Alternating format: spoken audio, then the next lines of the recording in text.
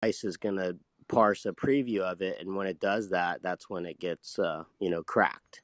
And so that's possibly one way. I mean, the fact they mentioned that malcrafted PDF does at least tell me that that might be the vector that Pegasus was using. So there was I found another headline. This is from Washington Post. It says, new Pegasus, and this is with the way that news is today, who knows what to make of this. It says, Washington Post, new Pegasus hack found targeting Apple devices through iMessage, researchers say. Apple releases a software update Monday to fix a security flaw exploited in hacking iPhones and other devices made by the company. Spyware researchers have captured what they say is a new exploit from NSO Group's Pegasus surveillance tool targeting iPhones and other Apple devices through iMessage, and yet another sign that chat apps have become a popular way to hack into the devices of political dissidents and human rights activists. Apple issued a patch on Monday to close the exploit discovered by researchers who said they found the hack in the iPhone records of Saudi political activists and alerted the company to the problem.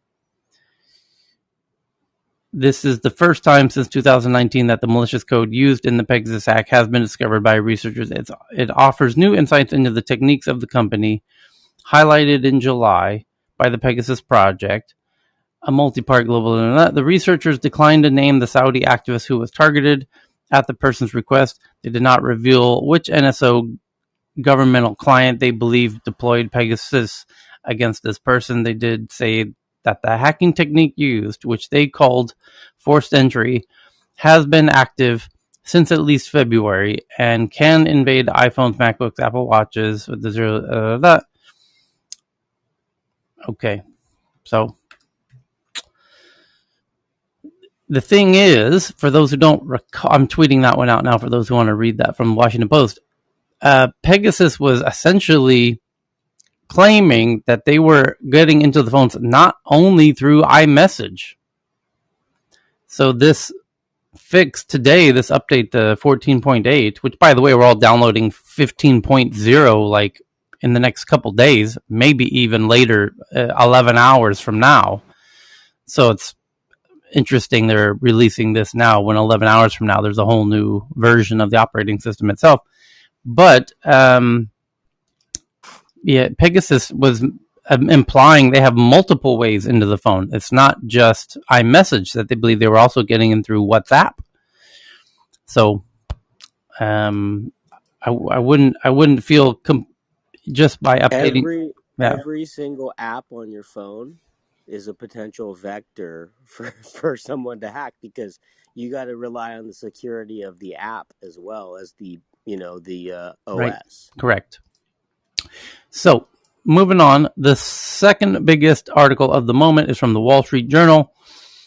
Jeff Horowitz says internal Facebook documents reveal XCheck or CrossCheck, a program that shields VIP users from normal content enforcement policies, which include over 5.8 million users in 2020. So people are calling this the VIP list, which are people who are not moderated by Facebook by design, that there's an actual list. But 5.8 million, that's a lot of VIPs. Today, it shields millions of VIP users from the company's normal enforcement process, the document shows. Some users are whitelisted, rendered immune from enforcement actions, while others are allowed to post rule-violating material pending Facebook employee review that often never come. At times, the documents show XCheck has protected public figures whose posts contain harassment or incitement to violence, violations that would typically lead to sanctions for regular users. In 2019, it allowed international soccer star Neymar to show nude photos of a woman who had accused him of rape to tens of millions of his fans before the content was removed by Facebook. Whitelisted accounts shared inflammatory claims that Facebook's fact-checkers deemed false, including that vaccines are deadly, that Hillary Clinton had covered up pedophile rings, and that then President Donald Trump had called all refugees seeking asylum animals, according to documents. A 2019 internal review of Facebook's whitelisting practices marked attorney-client privileged found favoritism to those users to be both widespread and not publicly defensible. We are not actually doing what we say we do publicly, said the confidential review. It called the company's actions a breach of trust. He added, unlike the rest of our community, these people can violate our standards without consequences. And I guess this opens an opportunity for a debate, because if I had a platform like Facebook, I would have a two-tiered system of people who basically I don't feel the need to police, and other people who need to earn that kind of right or privilege or whatever you want to call it. And by the way, don't humans kind of do this in general? Like people who we know and have develop some level of trust with, we say, okay, we're going to give them the benefit of the doubt, and then everybody else, we don't know you, and if you act badly, we're going to kick you out. So the problem, of course, is Facebook wasn't transparent about this fact that there was this earned VIP list, and so that's they're being called out for hypocrisy, if nothing else.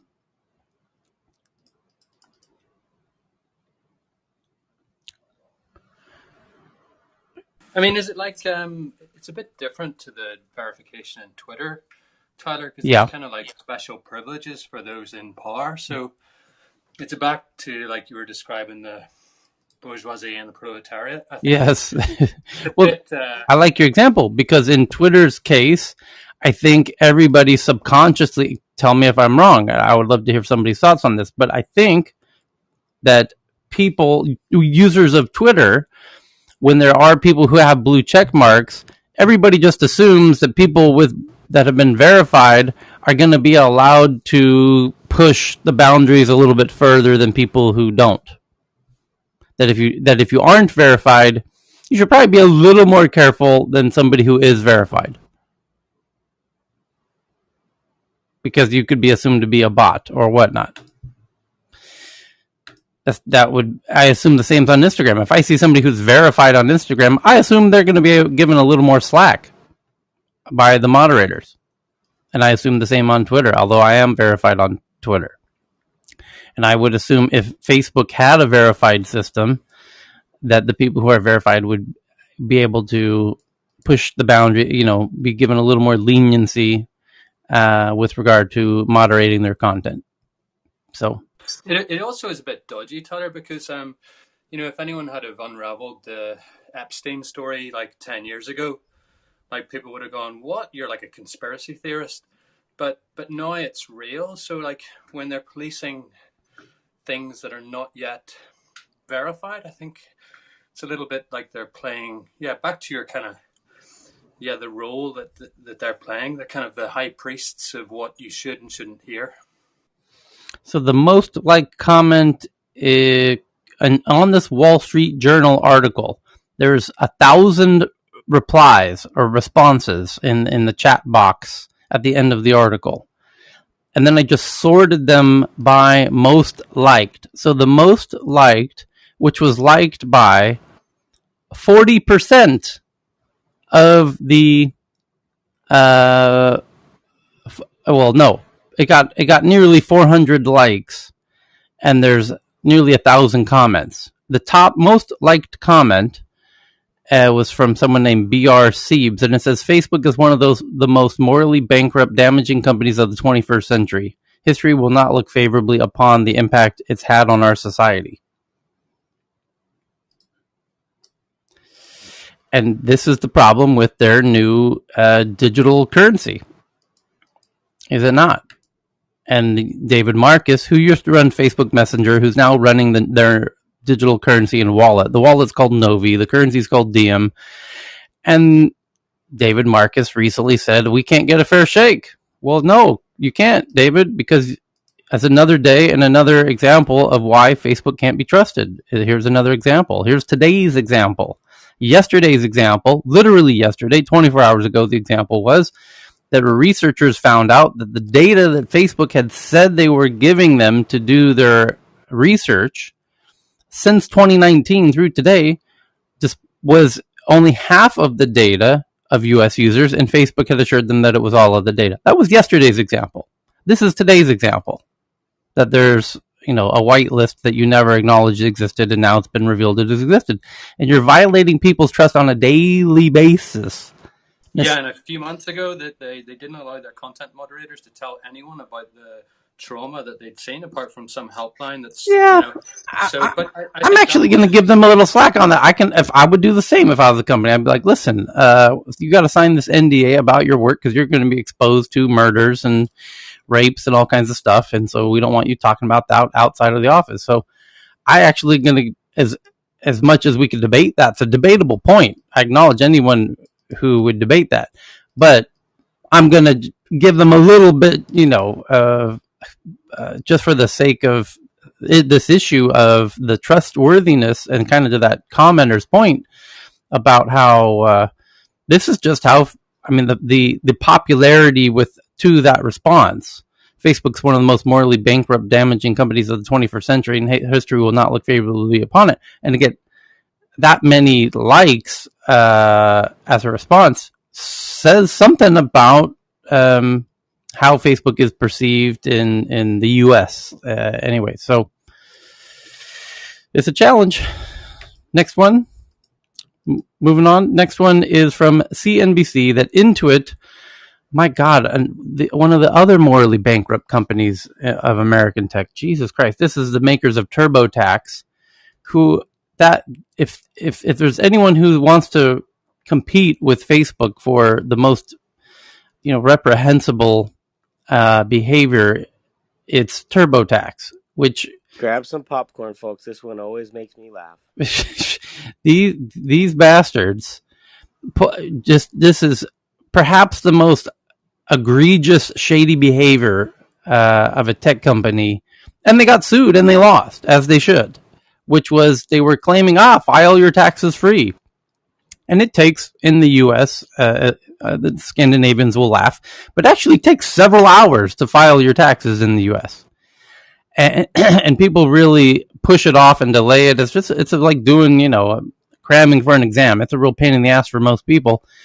And Intuit had this TurboTax thing, and they said file for free. Because legally, they had to provide a way to do it for free. They didn't want to, although they kind of did, because they wanted to trick people into using TurboTax. And they got look how it's hard to think of something more shady than this. It says file for free right here. Do it right now. Click right here. Boom. Get you started. Great. What's your name? Step 2, step 3, step 4, step 5, step 6, step 98, step 99, step 102, 103, 104. And after a few hours of this nonsense, it says, great. Now, would you like to go ahead and pay to have this the tax? We're done. We're done here. Now let's go ahead and file this bad boy for the simple low price of $59.99. And you're like, wait a minute! I just spent 3 hours. This thing said it was free. And now where's the free filing? And it was apparently someone. It was like the world's hardest Where's Waldo. It was hidden somewhere. No one could find it. Question 98, and you didn't answer it correctly. It was like some weird trap door. That it was intentionally designed so that nobody could find it, and that's just is truly shady stuff right there. So that's Intuit. Intuit's kind of made their whole company based on TurboTax. Now Intuit says it's agreed to acquire Mailchimp for $12 billion in cash and stock. Intuit will buy email marketing company Mailchimp for $12 billion. The company's announced Monday. Intuit said it will use the acquisition to accelerate growth among small business clients. So, Mailchimp is based out of Atlanta, never took VC funding. So this is remarkable to have a $12 billion exit with no investors. Holy cow, as the founder, that's an incredible windfall. Holy shit. That's big. Because they get a huge percentage of that because they're not sharing it with investors. That's just tremendous. Truly, you would have to have, I don't know, $100 billion exit, with investors to give you a kind of proportion. So, wow, huge exit. And I guess they enough was enough. They wanted out. So just quickly on this, Tyler, Mailchimp is used by a lot of software companies to help distribute. For anybody that doesn't know or doesn't understand from the name Mailchimp, used to distribute emails, so mass marketing emails and whatnot. And the reason why it was so successful is it because anybody who's ever had to do any kind of like email configuration setup, it's a massive pain in the ass. It's horrible work. And even DevOps people don't really enjoy sort of managing it. Mailchimp offers a really beautiful to use sort of system that enables you can just sort of set it up and then give it to another administrative member in your company, like in your social media sort of department and whatnot, and they can just handle all the mass marketing stuff and everything else. What's really interesting this is like I know we're always harping on about the juicy data, but they have like 10, 15 million customers, but that's the active customers that are using the service. What Mailchimp does really well as well is that it saves all of the engagement statistics of all of the people that you ping out to. So for every customer that they've got that are using the service actively, they've got 100, 10,000, 50,000 customers that your paying customer is sending things to, if that makes sense. So although they've got, they might have 10, 15 million paying customers, they have billions of receivers who are receiving the emails and then sending back through the click-through rates and the open rates and all the email addresses and everything else. So they have that in the system. So they don't just have the details of the customers that are paying, they have the details of the customers that are paying for their services, and a lot of the details and the statistics about the people that the mass marketing campaigns are going to.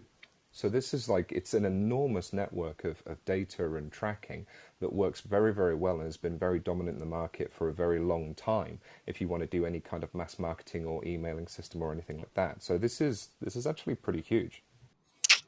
I think there's now going to be more competitors. First of all, they're overpriced and everybody knows it. I'm a MailChimp user myself, and I'm blown away how much they force. It gets very expensive. Yeah.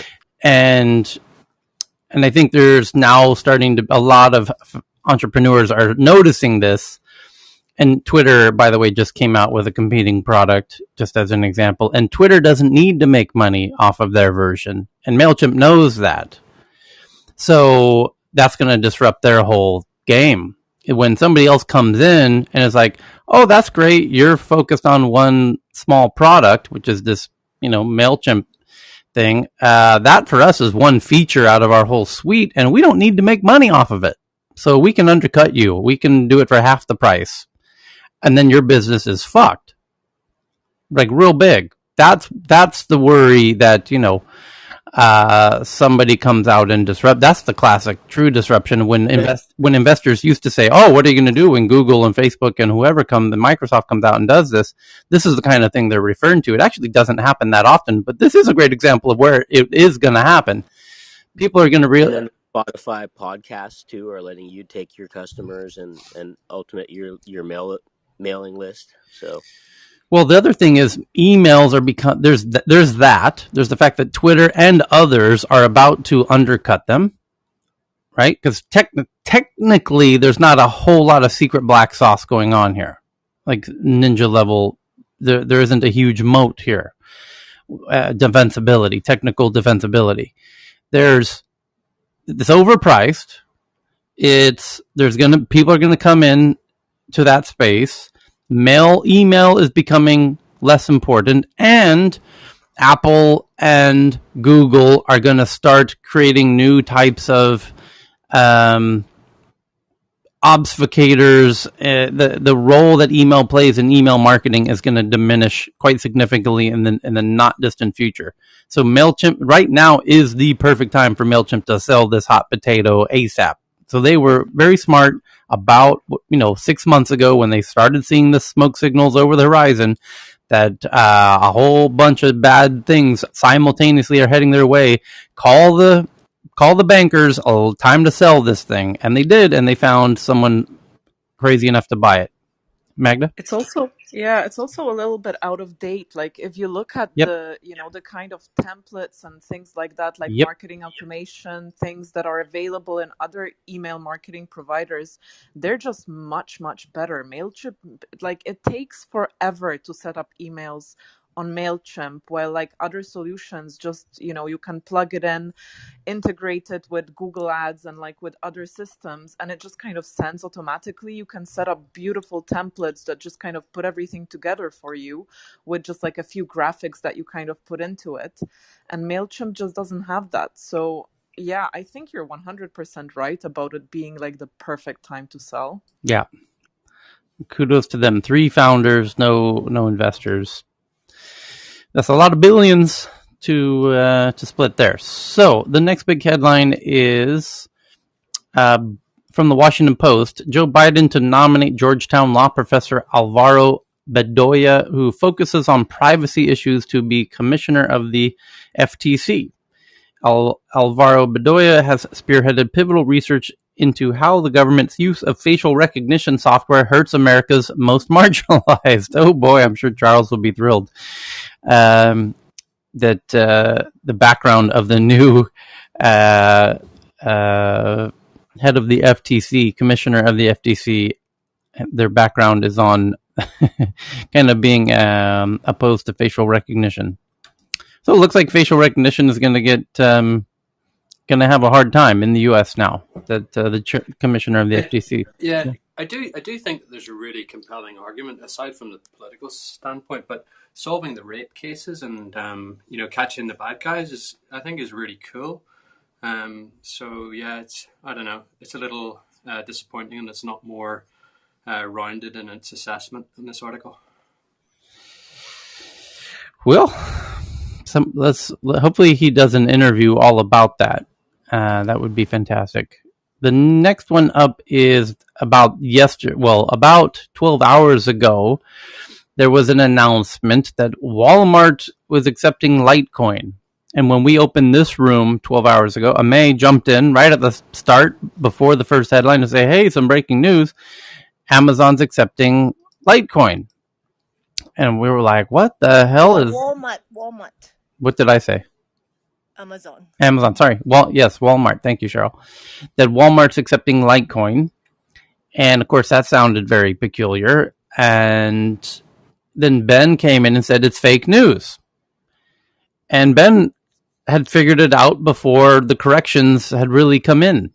Ben found that the email address of the announcement, he looked at the announcement, noticed that the URL was a bit fishy. It was like the person behind it had left an email address of that was corpwalmart.com or whatever, and then he looked up the registration on that email address, the domain of that email address, which was only a month old, which is very strange. Walmart wouldn't have a month old domain and email address.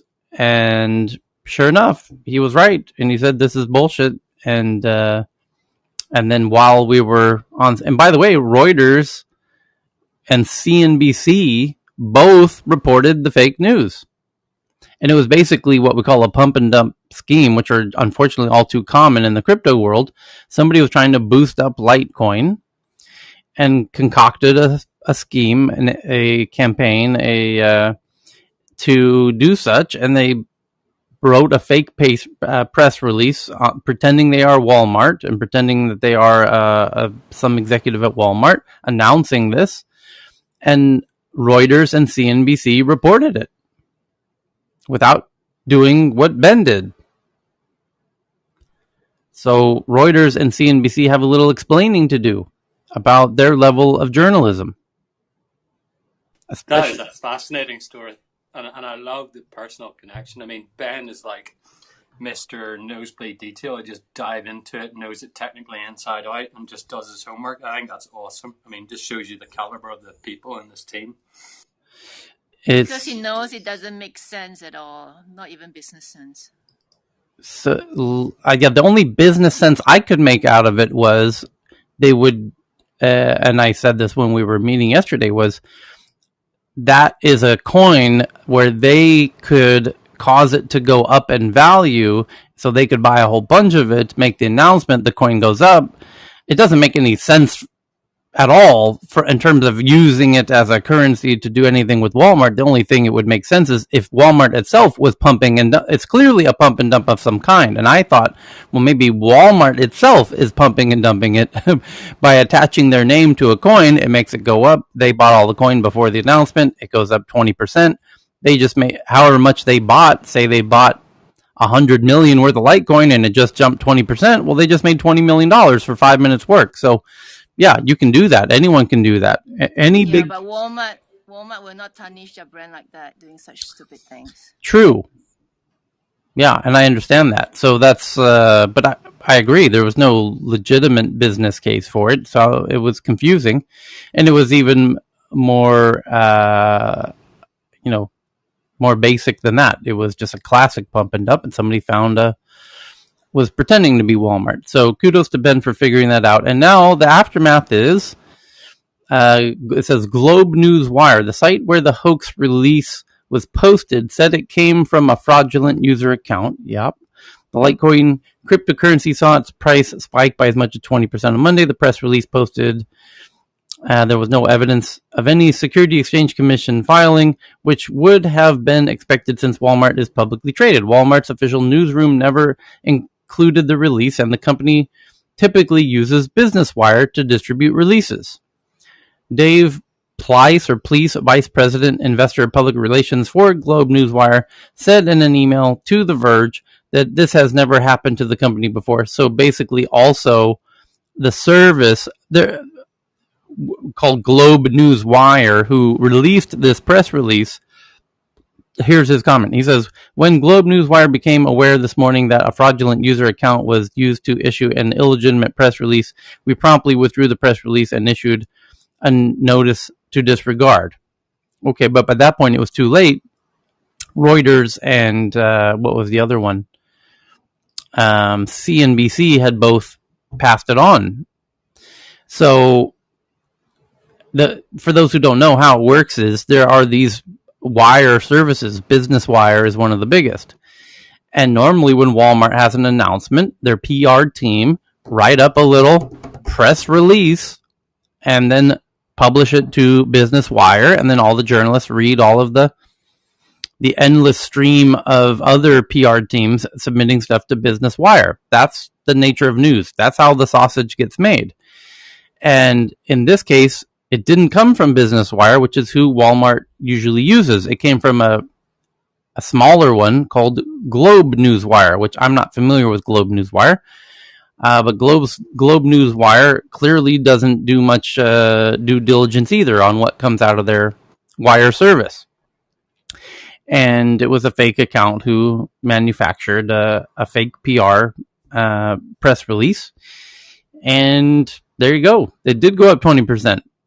And I imagine they made 20% on however much they were making on Litecoin. So it says the company has already put into place enhanced authentication steps to prevent this isolated incident from occurring in the future, Globe Newswire says, and was working with authorities on a full investigation, including into any criminal activity associated with this matter. So the IP addresses are underfoot, and and now we're going to find out just if the FBI is going to get involved, and how good of an IP obfuscation system these the people behind this pump and dump scheme had. So were they using a Tor network, and will that be good enough to stop the FBI? Stay tuned to find out. It's actually very interesting to find out. Will the FBI be able to find these people? And did these people use a Tor network or not? And will that stop the FBI? Worth knowing. So, yeah. Hey, Tyler, yeah. while you're on CNBC, could I just make a quick comment of something Sure. else they did yesterday that directly impacts all the major tech stocks that most people follow? And this really bothered me having, because knowing the market. Yes, and I think it's really worth explaining for people who invest in tech stocks or any stocks, but these related to 17 major tech stocks: Facebook, Amazon, Twitter, all of those. Okay. Goldman Sachs yesterday, quote unquote, initiated coverage on 17 tech stocks. Most of them were, of course, buys. One of them was neutral, which was Snapchat, and then two of them were sells, like Twitter and Airbnb. But the thing about it, and what people don't understand, and I'm just really pissed me off that CNBC reported it, because they've been doing this. They're in business 30 years. They should know better. When a company initiates a stock coverage on 17 companies in a particular sector, as they did yesterday, Goldman did yesterday, it's not because all of a sudden they decided, like, hey, we weren't covering these companies and now we are, and now we have an opinion on something. Obviously, Goldman had reports out on all these major companies like Facebook for a long time. What happened is the analyst that was covering those companies left. Okay, they hired a new analyst to pick up coverage, a guy from UBS actually. Takes him 2 months, 3 months to do all of that. And the way that Wall Street works is that when the analyst covering any given stock leaves, they suspend coverage. It's like an official suspension. We're suspending coverage because, and then the fact that they hired a new person who now all of a sudden has fresh recommendations, which are probably not all that different, but there might be some differences, is not like exactly newsworthy, because it really isn't Goldman Sachs. They don't even mention the name of the analyst. It's because an individual analyst, a new one, decided, these are his recommendations more than they are the firm's. And CNBC covered this like this was like kind of major news. And you'll notice yesterday, Twitter was down and Airbnb was down because of this news. I don't think it would have been if he had decided to put buys on them. They probably would not be down. But the other important point I really want to make here is because, and Tyler, you'll remember this, the internet bubble. I'm sure you do. Some people do. Because of what happened during the internet bubble, with a lot of analysts recommending stocks, not because they really liked them, but because they were getting investment banking fees from the underlying companies. There was a big investigation by the then Attorney General of New York, Eliot Spitzer, about this thing. And so all of a sudden, some of all these major firms kind of found religion, and they started grading stocks on what we call in Wall Street, this is an unofficial term, called the Spitzer curve. And the Spitzer curve basically means when you go out with a bunch of recommendations and everything, and usually an analyst only covers stocks in a particular sector. In this case, this analyst covers the major tech stocks. They tell him or her, don't have a buy in every single one of them. You could have mostly buys, couple of neutrals, and make sure you have at least one or two sells. Even if you don't really think that those are sells, you have to have one or two sells if you're going to pick up coverage. So it's kind of jaded, and so I just don't like the way that it was done, and the way that they reported it, like it was like a major news story. And I just wanted to point it out for people in the room that take all that stuff with a grain of salt, a lot. Okay. Thanks, Ken. So Maria, I invited you up, but it seems you might need to bounce out and back in. When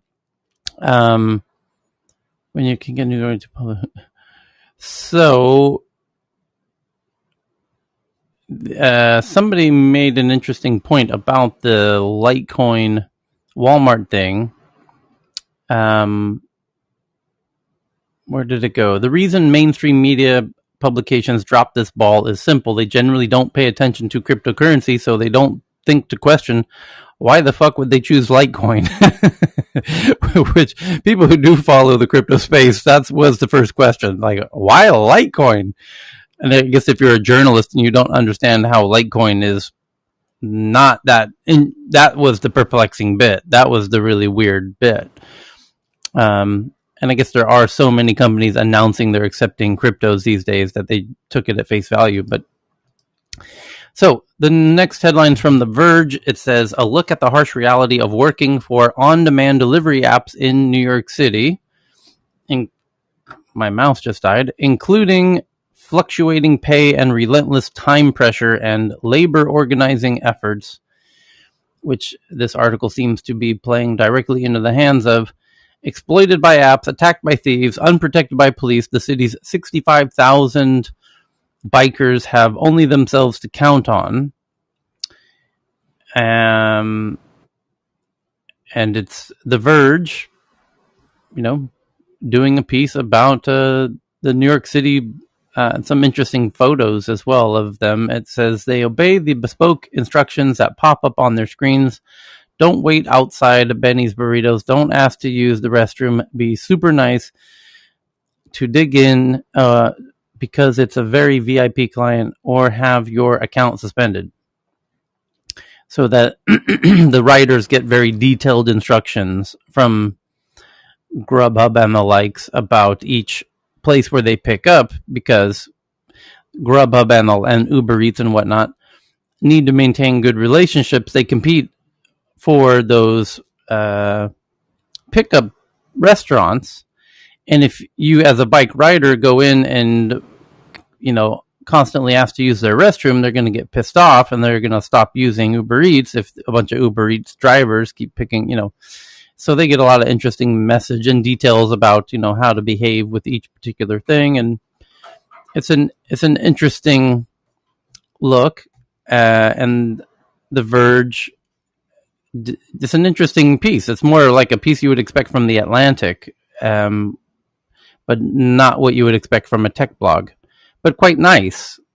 Yet it's not surprisingly a bit negative against tech in general, but all in all, a beautiful piece, honestly. There's a video in there as well that was very interesting for a few minutes, and it kind of points out for maybe a lot of people just don't pay attention, don't see, but the challenges, the problems, and some of the safety issues that a lot of these delivery guys have, and because many of them now are competing against other apps, and they're just going out of their way to make sure that they get there faster, so that the food or whatever they're delivering gets there on time and warm. And apparently the interesting thing was that they were talking about their safety issues with a lot of them. If they have to cross the bridge, a lot of them will have these electric bicycles and they would get stolen. So what they wind up doing together was to set up groups, at each entering point of the bridge, so that they can all kind of cross over together. I mean, it's just kind of it was interesting, but it also really gives you a glimpse into their daily and nightly and 12-hour shifts and the work that they do. I thought it was a great piece. Yeah, it's in terms of wanting to get an understanding of what it's like from their world. It's really well done on that point. And so kudos. It's real. Like I said, it's uncharacteristic of The Verge or your typical tech product review blogs. It's like I said, it's much more like a New Yorker piece or an Atlantic piece. Like something Vice would do. Yeah, I mean, it's even better than stuff Vice would do, to be honest. So it's worth checking out. So I just tweeted that one out. And then the next one is Ben Thompson, who does a tech blog called Stratechery. He says he has done a breakdown of the Apple versus Epic decision, the big court case, which was a near total victory for Apple, he says, and the limitations of the injunction on the App Store anti-steering provision. Bloomberg and a lot of people have written about the case. Antitrust lawyers say that the judge's recent ruling in the Apple versus Epic presents challenges for the Department of Justice's investigation, as Apple was not found to violate the Sherman Act.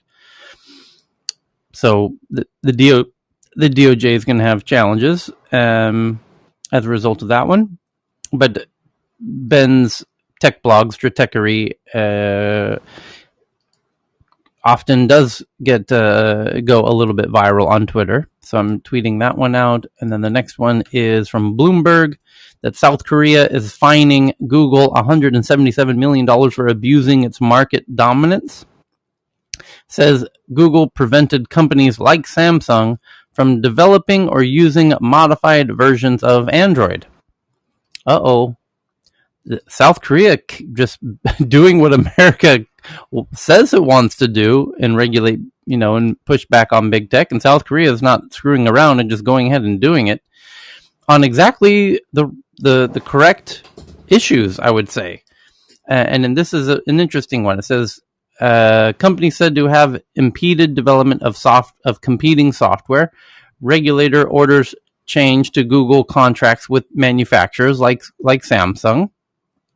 South Korea fined Google $177 million for hampering the development of rivals to its Android operating system, sustaining a campaign targeting the U.S. search giant's dominance in smartphone software. Regulators accuse Google, whose mobile operating system, Android, powers more than 80% of smartphones around the world, of using its immense bargaining power to squeeze out the competition. The Korean Fair Trade Commission said Google's anti-fragmentation agreements with manufacturers like Samsung and LG, both Korean, prevented gadget makers like Samsung and LG from developing or using modified versions of Android.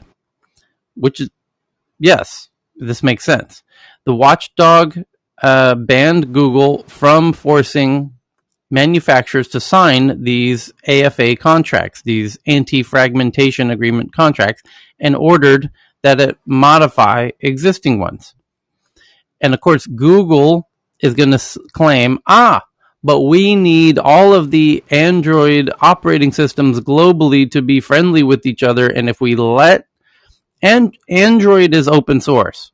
Anyone can take Android and build it and use it for their own purposes, screw around with the code more or less to their heart's content.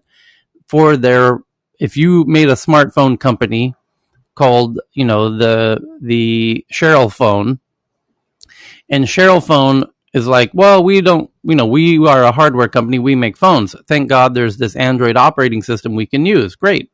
Take it. Use it. Fine. Mess around with it to your liking and use it for the Cheryl phone. And then Google says, well, if you want to use Android, you actually have to sign a few documents here. And one of them is this contract that basically anti-fragmentation agreement, meaning you aren't going to edit it so much that it is no longer compatible with other Android devices. And that's where Korea is saying, no, you can't do that. Because you have to let people play, if you're going to let it be open source, let these hardware manufacturers do what they want to do with it. You can't, force them into using it in the way that you would like them to do, because now you have a monopoly and you're exerting monopolistic powers that prevent them from doing what they want to do. To quickly summarize, so Korea in August became the first country to pass a law forcing Apple and Google to open their app stores out. This is a great example. One of the things you couldn't really change, they tried to change. Samsung tried to put in a Samsung app store, and Google basically politically, in a roundabout way, disabled that. So again, enhancing their kind of monopoly of having the only app store in Android. And you can imagine how Google doesn't want another app store on Android. They want the Google Play Store and only the Google Play Store. So Korea notices what's going on here, and Korea is not letting these tech companies get away with it, because Korea is looking out for Samsung and LG, which are their companies, and how Google's relationship with Samsung and LG plays to the strengths of Google against Samsung and LG. And that's why Korea is able to make these changes in a way that the US isn't, because Google's an American company. Samsung and LG is not. So American legislators are going to, do Google's bidding. Korean legislators are going to do Samsung and LG's bidding. And that's why it's not a surprise that this kind of stuff's coming out of Korea first. But that's what's scaring Google to pieces, because next thing you know, the Indian manufacturers, the Japanese manufacturers are going to replicate this in short order, because it's to the benefit of their hardware companies. And then it makes America, kind of puts them against paints them into a corner. So Google responded, or let me finish that last paragraph where it says Korea in August did this, forced Google to open up their app stores to outside payment systems, setting a potentially radical precedent for other lucrative operations elsewhere from India to the US. Yes, exactly. That bill becomes effective September 14th. The Korea Communications Commission said in a statement, Tuesday's 207 billion won fine is one of the highest levied in the country over abuse of market dominance, with only Qualcomm's mobile chipset drawing higher sanctions. Google responded by saying that Android has accelerated innovation including among Korean companies, and improve the user experience, and that it will appeal the decision. The KFTC's decision released today ignores these benefits and will undermine the advantages enjoyed by consumers, the company said in a statement. Okay, we'll see. So they're going to appeal. Tyler, how do you feel about these things as someone who's invested in a lot of companies? I mean, invested in a lot of tech companies and done startups that, shareholders, invest in these things. These companies develop stuff. Apple developed I/O, their operating system. Google developed Android. Why shouldn't they be able to do whatever they want with those operating systems? I mean, when Nokia was in the phone business, they had their own operating system. When Microsoft was in the phone business, they had their own operating system. Samsung's a big company. They don't like it. They should just create their own operating system, because it almost feels like, like this, their work and their technology is being taken from them by these governments, who's now saying, you invested all this money in research, and now we're just going to take it as public property and distribute it. That's the way it looks like to me. Yeah, I think they're just flexing a little bit because they know what they can get away with. In terms of Korea, what it is Samsung and LG. The Korean government wouldn't have a clue, right? It's the Korean government or the agency, the FTC, the KFTC, who's doing this. But of course, they're doing it at the behest of Samsung and LG, who come to them and say, "Hey, you know what's going on? This is kind of bullshit. This is unfair. I think we could push back on this. Why don't you help us push back on this?" Right? I understand the politics, and I'm not even picking on Korea. I'm just saying, even when you relate it back to the U.S., where these issues have come up with Epic and Apple, it's like, Apple developed it with their money. Nobody's forcing you to be there. Want to go develop your own operating system, develop your own operating system, and make your own phones. I mean, people used to do that. That would be Google's countermeasure, is to be like, no, we're not going to allow you. We just won't allow you to use our operating system. And so Google could do that. Google could, no, I guess they can't, because they said it's open source. So they can't do that. They can't stop them from using it. I was going to say, if Google had maintained ownership of it and said, well, if you have to play by our rules, or I have to become more familiar with the agreements around who's able to use Android. From what I understand, anyone is able to. Yeah, but every Android update come That's from right. Google? That's a great point. Right. Yeah. That's a great point. If you want to continue to get the updates and whatnot, then you're going to have to. That's where they get you. Oh, that's clever. No, from memory, I think the security updates and stuff like that, I think Google devices are prioritized. So any like the Nexus stuff or that kind of anything that's built in house gets them first before they're released publicly. But I don't think this conversation's really about the OS, is it? What we're talking about is the Play Store, and that is still controlled by Google. And what you're talking about when you're discussing the OS is ease of access with an integration with the Play Store. And that's where Google is holding everybody by the balls, no? So it says here, the market dominance of Google in the mobile arena has solidified as a result of Google's obstruction of competitors, the Korean regulator said. Amazon and Alibaba failed to launch mobile operating system businesses, while Samsung and LG were not able to release devices such as smartwatches and speakers with new services on time due to Google's obstruction, according to the commission. Separately, the Korean is investigating 3 other cases related to Google and competition restrictions in its Play Store app market, in-app purchases, and advertising market.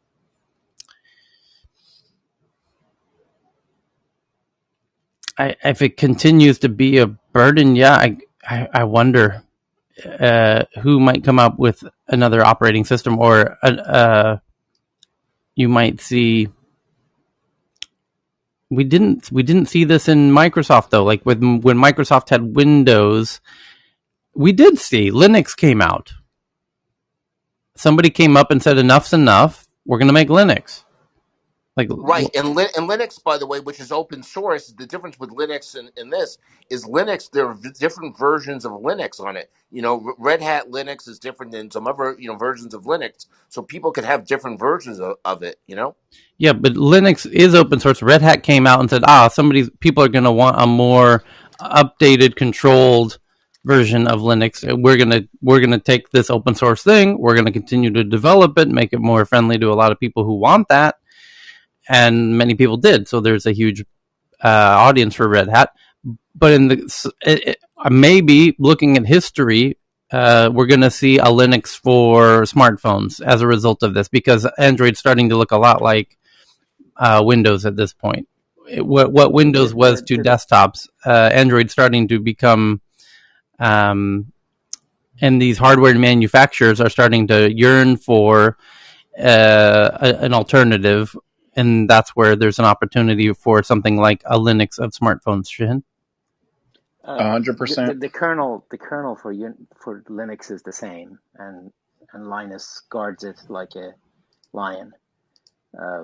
So that part is the same, but what the packaging and the focus, for example, if you want to optimize it for a desktop or a laptop where there's a screen and a mouse, that will be different than a server where you're not going to have those, and you're going to have a different set of requirements. So that kind of customization is on the outer layers of Linux, and there's already multiple phone operating systems based on Linux, and Android itself is everything at this point is based on Unix or Linux anyway. Yeah, but it's got to be a full package. Like you can't just come in and be like, sure, the shit is fire, and everyone's going to jump on it. You actually have to understand how to get that in front of people and get them excited about it. I feel like that's really where the failure comes into play with most of these competitors. Right on. And also with the phone especially, you need to have a real-time capability so that the phone and the things that you're doing are not interrupted as if you're on a desktop. Michael, are you getting excited? We're just how many hours away now? 10 hours away from the Apple event? I've been excited for 364 days. It's going to be fun. So we're going to live stream it at 10 a.m. Pacific. I believe it starts as usual on Tuesdays. Yeah, I'll be here at I have some stuff I got to do in the morning, but I'll be here at 9:30 a.m. to stream it with you. Awesome. And looking forward to it already. There's a whole bunch of other headlines here, like Zoom is adding live translation services and will also bring Zoom meetings into Facebook's VR meeting space called Horizon Workrooms, which they announced, what was that, about 2 weeks ago? Michael, have you had a chance to play with you've got an Oculus, yeah? Have you tried the Facebook's VR workspace? I have. I like it. It's wonky, but it's new. So, and I think that I definitely think there's a lot of potential. And I think that what they're doing it's so weird, but I think they're onto something with keeping their name as far away from Oculus as possible. And yeah, the Facebook name is toxic, and they did the same thing with the Ray-Ban glasses. Like, there's not like the box comes. A friend of mine just got his delivery, and I just saw it in his update today. There's no mention of Facebook on the box, and they've as you perfectly said, they are intentionally keeping their brand away from that thing. They have to. They're too toxic. It's so weird how they could, they're the biggest platform on the planet. How could Mark make such a big ass misfire where he genuinely he had plenty of chances to put this back on the right course, and he just chose not to. I think the right assumption is that he means to do what he's doing. Michelle what's funny is that it's on brand, right? So it's on brand for Facebook not to be upfront. And so, yes, they need to do this. And yes, it's not surprising that, they're being very stealth with how they are rolling this out. So this Zoom with the live translation is very cool. They've added a whiteboard, but they're natively bundling it right into Facebook's VR meeting space. So when you're in the Facebook VR space, you can do an actual legit Zoom call inside of the VR, which is kind of a cool partnership. Very cool. Yeah. And there's going to have to be by the way, that's the first of what is going to be an endless partnerships of companies with Facebook's Oculus and their workspace. For example, you're going to potentially need, if Google doesn't develop their own competing hardware, or if Apple doesn't make their own competing hardware, hint, hint, of course they're going to, but you now understand how important the hardware is. Facebook understands the importance of hardware more than anybody because they realize Apple and Google have all the power because they have the actual hardware, the smartphones. Facebook doesn't have a smartphone. They tried. It didn't work. And so Facebook is ultimately, their business is in some ways controlled by the hardware maker. Whoever has the hardware at the end of the day wins, and that's Apple and Google. Now in VR, Facebook has the hardware, Oculus, and that's why Zoom has to partner with Facebook. And if the future is VR and the future is the metaverse, and Facebook has the default hardware of the metaverse, then you're going to have to partner with them to be in their platform, in their hardware. Can you imagine? Do you think that they thought this through, Tyler? Like, what I mean by that is, based on what we just said, I wonder if they know that Facebook is as toxic as it is, and as a result, totally, new VR would be the future, and purchase Oculus so that they could control that and stay away from their own name. Yeah, I think so. But they could have named it Facebook Oculus, and I'm sure there was thoughts of doing that, and they realized they shouldn't. That Oculus has a better name than Facebook does. The point I'm trying to make, though, is that in the future, will Google Docs? People are going to want Google Docs in their VR experience, right? And they're going to want other Apple, or maybe Apple never got so far with Apple Office or their Apple Keynote, and Keynote's pretty good actually, but like Numbers and their Notepad or whatever. Yeah, but Microsoft Word inside of your VR space, or all the other apps. I mean, what other apps? Listening to music inside of Facebook. They're going to partner with Spotify because Facebook and Spotify are very close buddies. And I imagine they might already have. If they haven't, I have no doubt they are working on that.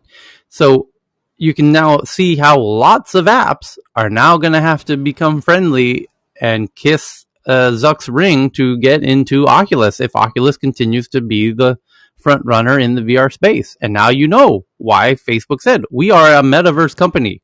We are running full steam with this because we want everyone to come and kiss our ass now. We lost it on the smartphone, but we have a golden opportunity to be the front runner and play, build this whole ecosystem. So here comes Zoom, and now Zoom's partnering, to play actively inside of Facebook, and that's a win-win for both of them. Zoom can ride, if you're the first app inside of these new ecosystems. Same thing happened with the iPad. Every time a new platform comes out, if you're one of the first apps on that platform, and Zoom's one of the first apps in this new VR platform, then they just gain market share. So it'll be interesting to see how that plays out. The timing is really interesting because I remember in Davos 2019, so January 2019, in the Facebook house, if you will, that they rented on the promenade, there was an Oculus experience. So it's really interesting that here we are, 2.5 years later, that now this is really gaining traction. Yeah. I'm just very curious to see, because, I've had to deal with translations on 2 or 3 different languages and also, my own. So I foresee a lot of colorful, to say the least, meetings on Zoom if there's going to be, real-time translations as they're seeing. So, I mean, it's, hopefully the more it gets used, the better it becomes. But I am living proof of some really, really funny problems or mistakes that have come through these translations, and when it comes to business, and it's interesting to see how they're going to deal with it. So But it's so needed. I mean, it is so needed. I can't tell you how often I'm dealing with situations where I would need to have real-time translations, whether it's in meetings or whether it's in, in uh, interviews or live sessions or anything else. I mean, it is absolutely so much needed. So when I saw that, I thought it was just fantastic. But it's also, I can guarantee you, there's going to be some pretty funny moments in there. I think I think the time that it will become its most valuable is when, because I'm sure you know this already, as you just said, it is an invaluable tool, but we actually have to think about how to most simplify the thing we're trying to get across to make sure that the software will accurately, or with some degree of accuracy, translate that to who it is we're trying to speak to. And I think once it gets to a point where we can speak naturally and have it come across, that's when it's really going to blow up as a market as well. Yeah, and to that point, Tyler, Facebook and Spotify have had partnership for a long time. In April, they did an integration of an app and everything. So no, Facebook's looking for a lot more. Spotify in some part got started because of Facebook. The people in America first discovered Spotify through Facebook, through that partnership with Facebook, and which that was a genius partnership enabled by Sean Parker, who's very close with Mark Zuckerberg and was a huge fan of Spotify because he tried to do Napster. And when he saw Spotify, he's like, shit, you're doing what we really should have done with Napster. And there's a famous email of him gushing that he wrote to Daniel Ek, and then he connected the two, and it was a real win-win. So the next article... What a cool guy, Tyler, who can recognize the success of others and celebrate it rather than have sour grapes, just to put a marker down on him. Yeah. So Sean's wicked smart dude, by the way, like crazy brilliant. Eccentric, no doubt. But the next one from NBC News, that Instagram says Saint Hoax, an Instagram influencer with nearly 3 million followers, will live stream from this year's Met Gala, which just happened, the red carpet, as its first ever meme correspondent. And the Met Gala red carpet, this is one of the New York City's biggest social events of the year, if not the biggest, at the Metropolitan Museum of Art there near Central Park. And it's a very swanky event, and it's a who's who of New York who's invited to the event. And there's a red carpet it's New York's version of, the Oscars or whatnot. So there's a red carpet with photographers and people dress up. And so the idea that Instagram has one of its influencers as the meme correspondent is really quite interesting, honestly, because now it's in some ways head to head with traditional news outlets. And somebody might make the point that, well, does this mean Instagram is now a publication? They're kind of taking a role of, naturally, they're staying at arm's distance by having this meme correspondent. Well, meme correspondent to who? To Instagram? Instagram's going to live stream it? Is Instagram profiling it at the top of the Instagram app so that everyone who opens Instagram during the red carpet session sees a live stream of the event? Well, now, are you not acting like a news publisher by doing that? Which they cannot really do it, but if they do it in conjunction with the Met Gala account, then the exposure is huge. So this guy will get his audience plus anybody else who joins the live. So they can do, I think, connect 4 accounts concurrently, and that's how they can stream. But kind of going back to your point, Facebook is not a brand. People young audience is not on Facebook anyway, so they're only on TikTok and Instagram where they get all of their news and all of their content. So it probably I they think would it's never on the now Instagram go to account on Instagram actually. It's like if you look at the stories, that's where they're talking about the Met Gala. So I guess they're just doing it from their own account.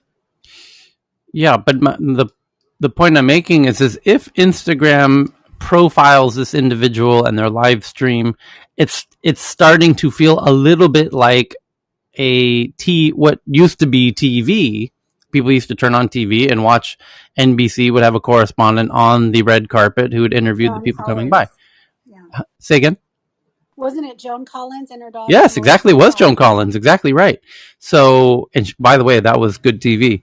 But interesting to see that Instagram's stepping into that role, and it's a social media app acting like a TV, what the role that a TV network played historically in these types of situations. And there's an interesting legal consideration here, which is this whole Section 230 thing is you're not a publisher. You're a platform. If you start being a publisher, which is what new magazines or newspapers most notably, but even TV is edited. TV is highly curated. And if you start functioning in that way, well, then you're responsible for everything that gets said on your platform, be it your TV station. And that's why TV stations get in deep doo-doo when somebody uses the F word. And that's why they delay their live streams, by 8 seconds so they can remove and beep out people saying those things, because they get in deep shit when people say things they shouldn't say. And so now is Instagram getting one step too far into being a publisher, where they will lose their platform protections, platforms that, telephone networks enjoy. Anyone can say anything. They don't have to delay your phone call and beep your phone calls. They're a platform. They're not a publisher. They're not an editor. Instagram currently is considered to have the platform protections, but here they're starting to take steps towards being more of a publication. If they would push it out to everyone, that would be so, but they're only doing it on their own account, which, it has like a huge reach because it has 422 million. But, it's still like a creator account on Instagram, which is called Instagram, which is doing it. It's not like it's being pushed to everybody everywhere, right? So I guess maybe that's kind of the way that they want to get around it. Yeah. So just tweeting this one out. So from NBC News, so you can get a look at that. It'll be interesting to see how they continue to evolve that, because they could replicate that in other verticals with other major influencers. So if they have major big sports influencers, they could cover live sport events. If they have, what's other popular verticals of live TV coverage? Yeah. Anyway, maybe they have a news. Somebody's covering tech news and that they would feature in a live stream. Who knows? So, yeah. So the next one up is that Bloomberg's just reporting that ed tech software companies Blackboard and Anthology are merging. Sources say that the combined value of about $3 billion. Terms of the deal were not disclosed. Blackboard is huge in ed tech, and apparently Anthology is as well, and combined they are now worth $3 billion. Ed tech's such a huge space as a result of COVID, of course. Already was, but COVID really put rocket boosters on that whole thing.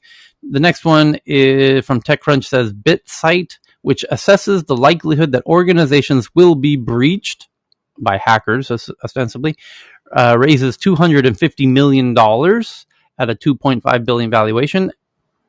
And yep, cybersecurity is another incredibly huge booming space because there's a whole lot of hackers.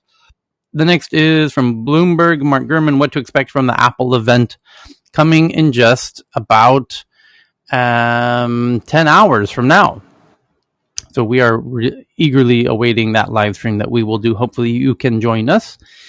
And no need to remind everyone what's expected. The next one is from VentureBeat, Maryland-based cyber risk management company Tenable has agreed to acquire infrastructure as a code. Who cares? The next one, this is from Politico, that a Dutch judge rules that Uber drivers are employees, not self-employed. So Uber will have to pay drivers by the rules of the taxi industry's collective labor agreement in the Netherlands. And no doubt they'll try to appeal that, and that'll take time. And the question is, will it be enough time to replace those drivers with autonomous vehicles in the year that it takes to draw out that legal battle? And it might, because there's several cities now, including San Francisco, where Waymo's doing autonomous taxis. So why not Amsterdam? That's my prediction. I bet Uber and these cars companies announce autonomous. It'll get very interesting. Will Amsterdam allow that? What happens when Uber says, "Okay, yeah, well, let's have an appeal, and this appeal is going to take a year." And oh, by the way, somehow cleverly we're rolling out autonomous taxis while that appeal is going on. What will Amsterdam then say when they roll out separate agency? This is not a court. This is just some agency that has to obviously approve autonomous vehicles in Amsterdam. I'd be interesting to see how that plays out. How else? Yeah, of course, that's what we're right there. There's already multiple cities already doing autonomous vehicles, and including busy big city like New York City has an autonomous car company with Cruise. Waymo's doing it in San Francisco. Is Europe not going to allow? Oh, Europe is going to allow. I mean, Germany is gung ho on autonomous cars. By the way, they're excited to claim to be. They're going to be the first to fully. It's going to be fully legal with autonomous level 4. And what gets interesting is in the case of Waymo in San Francisco, there still is technically a human in the car, but they're not driving the car. They're just sitting in the seat. So are they considered an employee? I don't know. They're not driving the car. They're just sitting in the driver's seat. It's a really gets very legally gray area here. But we're getting so close to the autonomous thing that this Uber, it's hard to believe that this Uber employee debate is still happening. They're going to be replaced very soon by autonomous cars, or the Netherlands is going to have to say, no, we're not going to allow autonomous cars or autonomous taxis. Oh, really? I can see Denmark doing that. Denmark's kind of interesting. Denmark is very like, we are looking out for what's better for employees and people, and they're more than happy to kick out technologies that they feel are going to threaten jobs. So keep an eye on how Denmark handles these things looking forward. But I'm really curious to see how this plays out with Amsterdam. So Do you think, Carter, there's going to be something in the meantime? Because, back to the Dunkin' Donuts, there used to be there's 15 people there, and then there's 3, and then they had to shut it. Yeah. I wonder, if these companies are just going to act in their own interests, i.e., discretionary pay rises in the meantime, just to keep the lights on the operation while all of this stuff ripples through. So, I don't know. Just a thought about the skills shortage to link in here, right? Mm-hmm. Just looking at some of the tweets, another blow to the gig economy's misclassification scheme. Uber drivers in the Netherlands will now be entitled to labor agreements set by the Dutch taxi industry, who certainly don't. If so, the Dutch taxi industry is no fan of Uber. They want to kill Uber, and so this is their way of trying to force Uber out of Amsterdam, which it likely will do. Uber is likely to say, okay, now we have to count them as employees. Well, we're not going to do that for multiple reasons. A, because if we do, then every other city in the world is going to force us to do the same. So no, we're not willing to do that. We'll just happily leave your little tiny town of Amsterdam. No problem. So that's likely to be the effect, is Uber leaves, or they roll out the autonomous cars, and then the taxi group has a whole new shitstorm to deal with. So that level 4 thing, Tyler, that's the lane part of it, is it? It goes up on these levels to fully autonomous, isn't that the kind of... Level 5 is fully autonomous on everywhere. Level 4 is it functions, but you need to make accommodations for it, basically. And we're getting quite close to that. Some of the autonomous car companies are getting quite close to that. Close enough that San Francisco and New York are letting them operate on the roads. So, and those are major, crazy cities. I mean, not by Asian standards, but by Western standards. So, let's see what Europe does. The next one is a report that China and Russia are stepping up efforts to control or influence undersea internet cable routes, rising concerns of backdoors and traffic interceptions. Authoritarian governments, particularly in Beijing and Moscow, are stepping up their efforts to buy or influence companies responsible for laying the undersea cables that shuttle online communications between countries and servers, according to a report released on Monday. Submarine cables are the backbone of the internet, and the concern is that the undersea cable companies, either owned or influenced by Beijing and Moscow, could be forced to compromise security by inserting backdoors or allowing intelligence agencies to monitor landing stations in order to intercept traffic. According to the Atlantic Council's Cyber Defense Across the Ocean Floor, the majority of global undersea cables, about 59%, are still deployed and maintained by private companies, and a little less than 20% of the cables deployed around the world as at the end of last year are either made or maintained by state-owned or state-controlled entities. But that appears destined to change. There is just a huge expansion of submarine cables around the world, says Justin Sherman, the author of the report. In 2016, there were 15 new cables that went into service around the world. In 2020, the number of new cables that were deployed was 28, which is phenomenal growth and shows just how much more dependent we are on this infrastructure. According to Sherman, Chinese companies are planning some 44 different undersea cable projects this year alone. Some of the programs are part of the Chinese President Xi Jinping's $1 trillion Belt and Road Initiative, which aims to finance infrastructure projects in dozens of countries, and others are closer to home, such as the project to run internet traffic through Hong Kong. Because Hong Kong's, I believe, still seems to operate on the Western internet, and China's going to need to control that in the very near future, as I've mentioned many times. The Chinese companies entering the underwater cable space include a who's who of mainland telecom operators: China Mobile, China Telecom, China Unicom, and Huawei, all of which either own, maintain, or build part of China's undersea cable network. China will have good prices, but they have a fundamental problem, says James Lewis, Senior Vice President at the Director of Technology and Public Policy Program at the Center of Strategic and International Studies in Washington, D.C. If you use China stuff, I think everyone knows there's a good chance they'll spy on you. Do you feel comfortable with China having physical access over your cable access or your company network? The answer should be no. In Russia, companies like the state-owned company have dropped undersea cables to connect outlying Russian islands to the mainland and Europe, and the company's CEO made clear that it was just a start. In a meeting with Russian President Vladimir Putin, he said publicly that his company has ambitious plans for building up internet infrastructure around the world. There are at least 3 Russian undersea cables set to be deployed this year, according to Sherman. U.S. officials have already recognized what's at stake. Last year, the FCC denied a cable license for Pacific Light Cable Network, a submarine cable project that brought together Google, Facebook, a New Jersey-based telecom, and a Hong Kong-based telecom owned by a Chinese firm. The FCC and the Department of Justice objected to the project because of what they saw as a national security risk. The Justice Department said it was concerned that Beijing would use the network to collect information on Americans and might eventually try to divert traffic through Hong Kong in order to control and exploit data with it.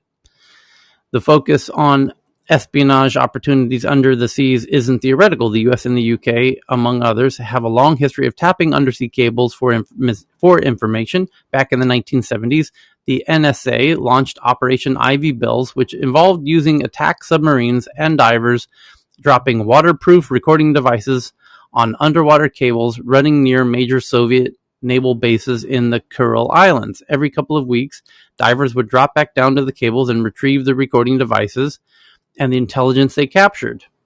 The operation went on for years until an NSA employee named Ronald Penton told the KGB about the program.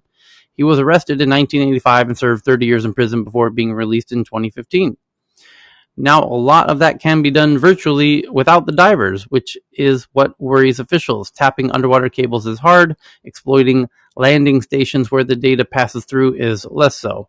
It is easy to think about the internet on an abstract level because of the cloud and cyberspace, the Atlantic Council Sherman said, but it still depends on routers and cables, and that impacts how data goes around the world. This is important because if you have more data traveling through your cables or your country, you have more opportunities for espionage.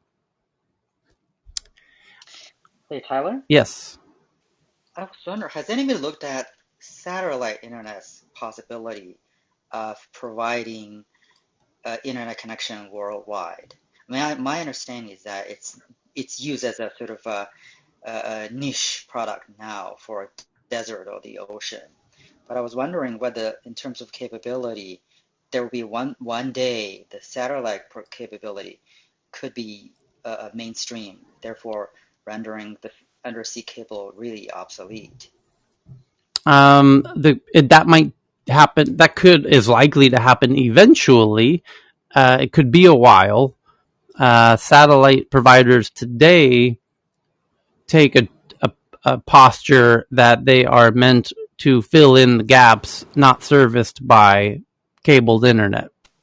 But over time, I think it will continue to gain ground on use cases that are today provided by wire. Tyler, Yeah, it the just seems article. to me. Yeah, no, I'll just very quick, Lakeisha. It just seems to be the possibility of all earthquake, undersea, whales, or just kidding. But in terms of maintenance of these undersea cables, Oh, it's really quite cumbersome. you Whereas the you don't satellite. need to make jokes here. Lakeisha, I don't think has yet to experience it, but we here in the islands of Thailand, it's not uncommon for boats to drag anchors and break the cables. I've been So anyway, told, but yes. the backup for the satellite could be relatively easily, in terms of redundancy. Anyway, I'm sorry. Go ahead, Lakeisha. No need to apologize. And I think that it's a more sustainable, what you've presented is a more sustainable option as well, because, it's not disrupting the life underwater, if you will. But, I was going to comment in the article that Tyler just read, they mentioned that Facebook and Google, were declined, or they had intended to connect California to Hong Kong. And I believe Taiwan was also part of that initial plan, but the FCC rejected it.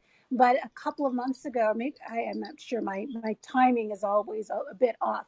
But in the recent past, I know that they've begun talks, at least in advancing talks, in connecting Guam and Indonesia and Japan and Singapore via this Facebook and Google partnership. So it's really interesting, because even though these are private companies, I see this through a geopolitical lens as well, just given everything else that's happening in the world. Just another quick point on that. In terms of extraterrestrial jurisdiction, having the internet being up in the sky, in the space, if you will, seems to be one possibility to resolve some of this territorial issues, like who owns the internet. This goes to the philosophy of internet should be owned by the humankind. I mean, this sounds a bit of a far reach, but at least it's a direction to look into. And the capability, I believe, of the satellite internet, they could get to 100 megabyte per bit, 100 Mbp. So that's actually quite decent. Yeah, Obviously not as good as that's the already cable one, being but improved. The new laser ones go up to 650 megabits per second. yeah, there you go. So anyway, just something to think about. Yeah. Yeah, for those who don't know, Starlink, SpaceX Starlink is kind of the leader in this today, where they have over 100,000 users, and they're expecting hundreds of thousands more in the near future. And they are doing about 100 megabits per second internet, but they've from what I understand, and I would love to be corrected, is that they're pausing because of the upgrading of satellites to handle laser, which will allow for 650 megabit per second transmissions, which make it in many ways superior to even fiber optic in terms of its ability to send a signal from, say, to circumnavigate the equator. To do that on cables on the ground, it would in some ways go faster via satellite than it would through actual cable, which is kind of mind-blowing. But next biggest headline out of the big stories, we're pretty much through the big stories. Financial Times says they have sources that Beijing wants to break up Alipay. And also the Financial Times says, after a meeting with Chinese regulators, Tencent and Alibaba, who is the owner of Alipay, pledged to make their apps and services compatible with each other. And my my conspiracy theory there is that Alipay and WeChat Pay are going to soon. It's already been reported that they're trialing the Chinese central bank digital currency, and I'm very curious to see when that trial will conclude and they adopt that to roll that out. An interesting one from Billboard.com just coming in that according to the RIAA, which is the Recording Industry Association of America, they're the collective music business agency, or they say that music streaming revenue, which is Spotify basically, grew 26% year over year, which is quite good. And in the first half of the year to about $6 billion, comprising 84% of all revenue is now happening through the streaming game. Paid subscriber revenue grew 26% to also about $5 billion. Ad-supported grew 54% to $741 million. To which they're now realizing, you know what, Spotify, you were right. The future is streaming. Sorry we gave you so much of a headache for so many years, refusing to participate, and you've saved our ass. Otherwise, it would be Napster, and with, holy cow. And God bless the Swedish music labels and Per Sundin at Universal, very notably, for allowing Spotify, for cooperating with Spotify, I should say, to enable that and giving them the data. And they recognized the future, that the future was streaming, and they didn't fight it in Sweden. And that's why Spotify is from Sweden, unlike the American record labels who did fight Spotify and didn't want to participate. And now they're thanking the Swedish record labels and the Swedish tech companies who saw the future and went ahead with it and brought them kicking and screaming into it. So the next one, I think it's because, I think that they had lost billions, and I think Ken can probably attest to that as well. Unfortunately, they had lost billions, and now they're finally starting to kind of bring some of that back with some of the new technologies, identifying music snippets, maybe even under 8 seconds or 10 seconds, or before they weren't monetized. A lot of the newer companies are able to identify it, see it, and bring that bring that money back in towards the record companies and the artists. So they're kind of starting to now just gain back what they had lost in the years before. So the next one from the New York Times says that the FEC documents show that it has dismissed accusations by Republicans that Twitter violated election laws by blocking a New York Post article about Hunter Biden. And boy, was that a big issue at the time. But basically, it's been dismissed. The accusations by Republicans that Twitter violated election laws has now been dismissed by the Federal Election Committee, the FEC. So that issue's done with. And the next one's from the Financial Times, a company called Cape, a UK-listed digital privacy company controlled by billionaire Teddy Sagi, buys rival ExpressVPN. And this whole VPN space is going to get really interesting in the next few years. TechCrunch says that Spot On, a payments company focused on small and medium businesses, raises $300 million, led by Andreessen Horowitz at a $3.15 billion valuation. Israeli startup Rezilion, which offers automated tools for dev security ops, raises $30 million. And Apple's booming iPhone 12 sales have been driven in part by attractive offers from carriers to boost 5G contracts, raising questions about how long such deals will last, which is a fair point. And Coinbase says it plans to raise $1.5 billion through debt offering, and that is your big headlines. Now we get into what we've all been waiting for, which are the juicy tweets. Like this one Ken sent in from Wall Street Journal, that China tells the internet companies to stop blocking links from each other, which that was also one of the big stories we just covered. Evan sends in this one from Rolling Stone, that anti-vaxxers are now gargling iodine to prevent COVID-19.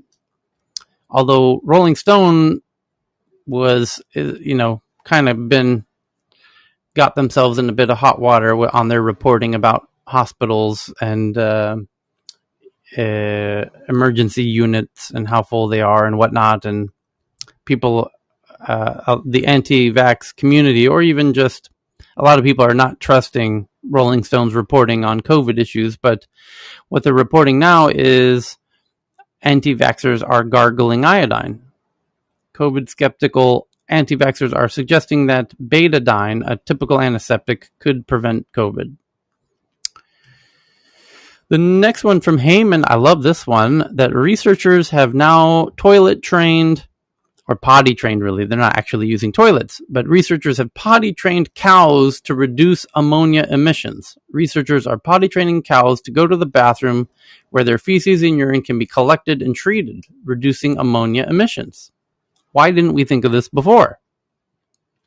Getting the cows to go to specific areas to control their bio movements. That's kind of brilliant. Cows are smart enough to do that. I guess the reason is we didn't want to acknowledge the cows are smart enough to do that, because if we acknowledge that cows are smart enough to be potty trained, then we realize we're consuming intelligent animals. Might that be the reason? I don't know. But that's an interesting headline. The next one from RCC says that General Motors invests in a radar software startup called Oculi, with two eyes, a little too close to Oculus.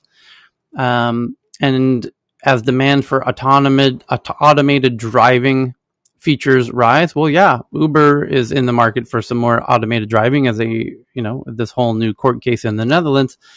Oculi is a software startup that aims to improve the spatial resolution of radar sensors for autonomous vehicles by up to 100x. And so they've scored new investments from General Motors, not surprisingly. The next one from the South China Morning Post, China's former central banker blasts venture capitalists for fanning the winner-takes-all in the digital economy. Cash-burning strategies funded by venture capital firms have led to anti-competitive behaviors, says China's former central bank governor. The comments echo Beijing's call to prevent the disorderly expansion of capital. And he says various types of venture capital funds, including angel investors, have helped establish and grow new forms of business. At the same time, however, they may have also fostered anti-competitive behaviors. Capitalism is kind of anti-competitive, where it's highly competitive to the degree where they can take things a little too far, as we are reading about in South Korea with Google. That's kind of what happens. People start making billions and they start protecting themselves. That's part of how it works. Yes. So I would tend to agree with China's former central banker to an extent there.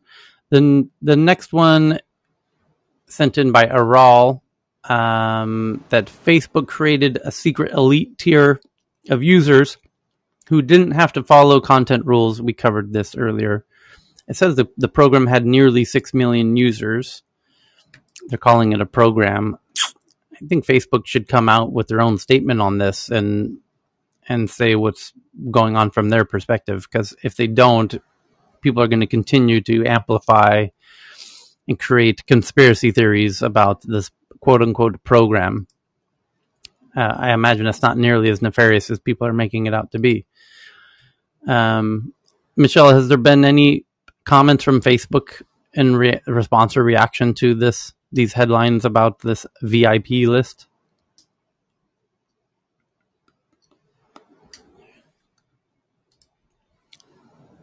Sorry, I was on mute.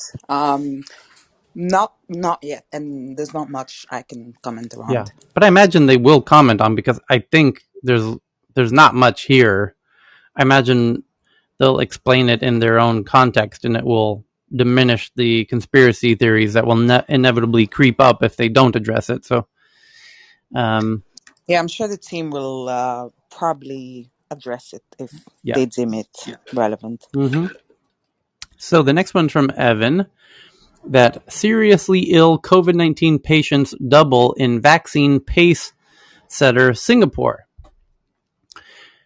That seriously ill COVID-19 patients double in Singapore, which is a leader in vaccines. So why is there now seriously ill patients doubling in Singapore? That's unfortunate and concerning. Yes, very concerning. Yeah. The next one from Evan from South China Morning Post, that U.S. senators call Chinese IoT firm a security threat and request sanctions. Not surprisingly, Republicans. 3 Republican senators say that Tuya is required by law to turn Americans' data over to Beijing, and frequently cited concerns in the U.S. Tuya denied the claim, saying its user data is regionally isolated and has never been requested by foreign governments. 3 U.S. senators are urging the Treasury Secretary Janet Yellen to sanction Chinese Internet of Things company Tuya Smart, calling on the New York-listed company a national security threat that undermines Americans' privacy. Republican Senators Marco Rubio, Rick Scott, and Tom Cotton say that the Chinese company is required to share user data with its government under the country's data security law, which went into effect this month. In a public letter published on the U.S. Senate's website on Friday, China's legal data sharing requirements have been an often cited national security concern in the U.S.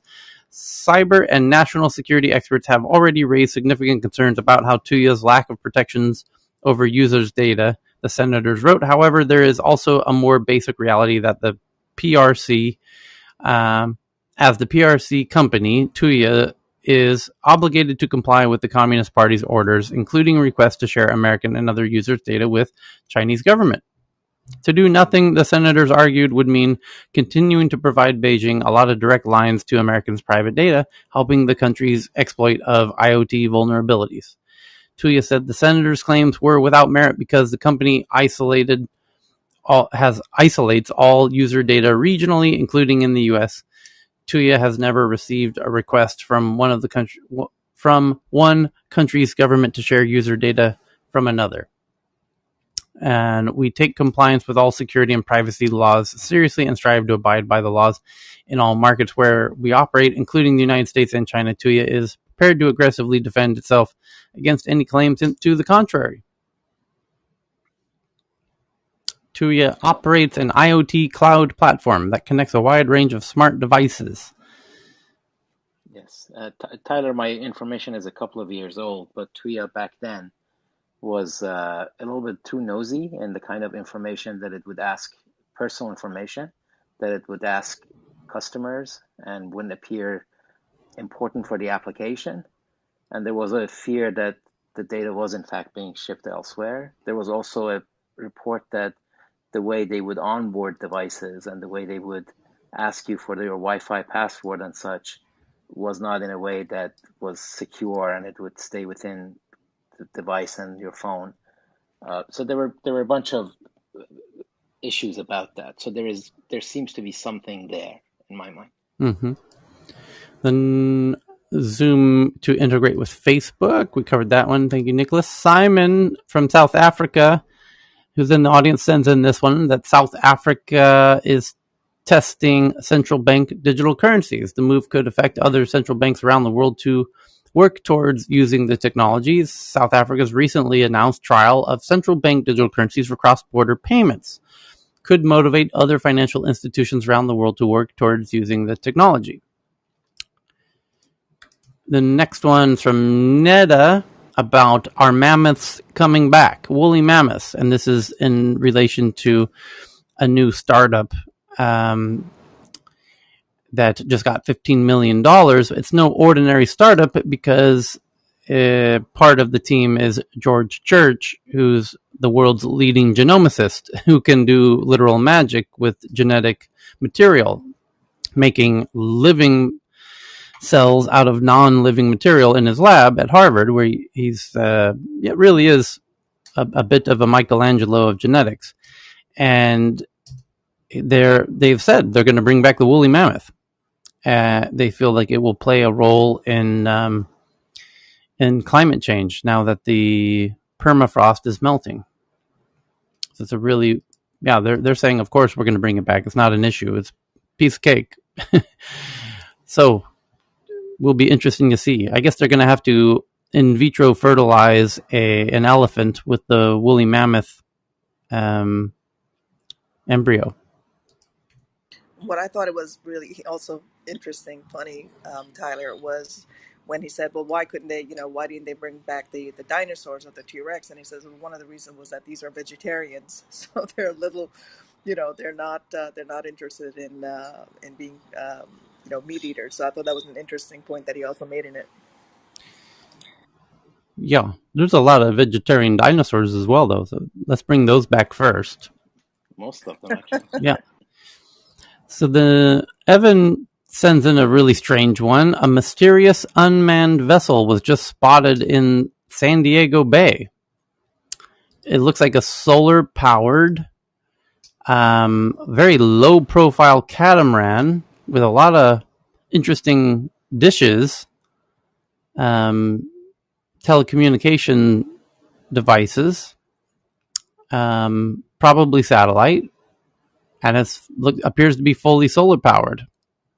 Quite interesting. I imagine they're going to pull that thing. Well, there's a link. Let's check it out. So it says, this mysterious unmanned vessel was just spotted in the San Diego Bay. The low-slung drone ship catamaran is equipped with solar panels, various antenna, and camera systems. Yeah, so pull that thing over. The U.S. Navy, and by the way, San Diego Bay is covered in, that's the U.S. Navy's right there. It's like one of the biggest Navy bases on the planet. So that would be a very bold thing to do from a foreign government. The U.S. Navy is accelerating its unmanned surface vessel initiatives seemingly on all fronts, while much of the latest integration testing of this new concept with a range of tiny remote-controlled boats to far larger missile-toting, optionally manned surface vessels have occurred off the Southern California. Some of these capabilities will soon be put to the test in the Middle East. So this is probably a U.S. Navy vehicle itself, which makes a lot of sense. It's a drone. It's a drone catamaran, solar powered, so it can just keep on cruising. Oh, and they show it's... You can imagine it's silent but deadly, like no engine sound, just cruising along. Yeah, it goes up to 13 knots. That's quite fast. Withstands 3-foot waves, so it's not designed for very rough seas. Designs to fit in a container for shipment anywhere in the world. And roughly 18 feet long, fully solar powered. They did pull it out of the water. Looks pretty cool. Thank you for that one. So the next one's from Cami. Montreal firm develops tech that allows customers to power their homes using their electric cars. Canadian smart home energy tech startup Decibel has developed an intelligent home charger that both fast charges cars and allows the car to use what in Tesla parlance we call camping mode, which allows you to use the battery power for things other than driving the car. And indeed, your car's battery is generally large enough to power your home through the evening. So if you came home around 6 p.m., you could, if you're in many contexts, power your home during the evening till the next morning. So you could get free power? Well, if you go to an office where you charge your car up while you're at work, then you could come home and use the car's power to power the house. It's kind of like stealing the bathroom tissue out of your house, but in a much more legal way, I guess. Significant way. You could mine Bitcoin with it. That would be ironic. You could do that too. Whatever you have left, yeah. I kind of like it. Go to Tyler's resort and take the super soft toilet roll, huh? Well, it actually makes an incredible amount of sense in that if your office, a lot of offices are starting to put in EV charging stations. And if those EV charging stations also put in the solar panels to power them, and you park the car under the solar panels, and then the solar panels charge the cars during the day when the sun's out, that's when you want to do it. Then you drive the car home, it's a moving battery, and you power your house off the car's battery. You're essentially running it off of solar power. So that would be an incredibly green way to get a lot of houses running off of solar power, even though they're not installing much of anything. That's pretty hopeful. So the key is get every business out there and cities to just build tons of solar powered charging systems. And maybe you have to pay to fill up the battery or not. And even if you did, it's likely to be cheaper than what you're paying the electrical grid to power your house. Yeah, you're getting subsidized or free power, and you can use it for anything you want. That's right. Awesome. Yeah. Well, now grids are the beauty of this is essentially your house is taking one of the key steps to becoming off grid. If you're running off of your car, because then you're not. Maybe you can sell it back to the power company. If you have any extra left, yes, you could. You could take the power from your office and sell it to the city. But the point is we do need to get everybody's houses off the grid, especially grids that are coal powered, most of all, and then natural gas powered, of which there's many, and that's one way to do it. But also because there's a lot of homes like we see about in Texas, and California has power outages. Texas has power outages. Lots of places having power outages. Now your home would be much more robust in scenarios of power outages. You've now taken control of your own power to some degree. The next step is to do the same with water and then internet. But you could do internet through satellite now. So hopefully everyone starts to off-grid their homes as grids become less dependable. But in doing so, people will start to realize, shit, I no longer need to buy homes that are limited to the grid. I can build a home anywhere in a really beautiful natural area. And I can start growing my own food too. And I could, power the home off of our cars, or hopefully you go through the process of just putting in your own solar or you know a company like Helium, Tyler? Yes, you know that of course, yeah. Like, do you wonder, would that be like a natural extension?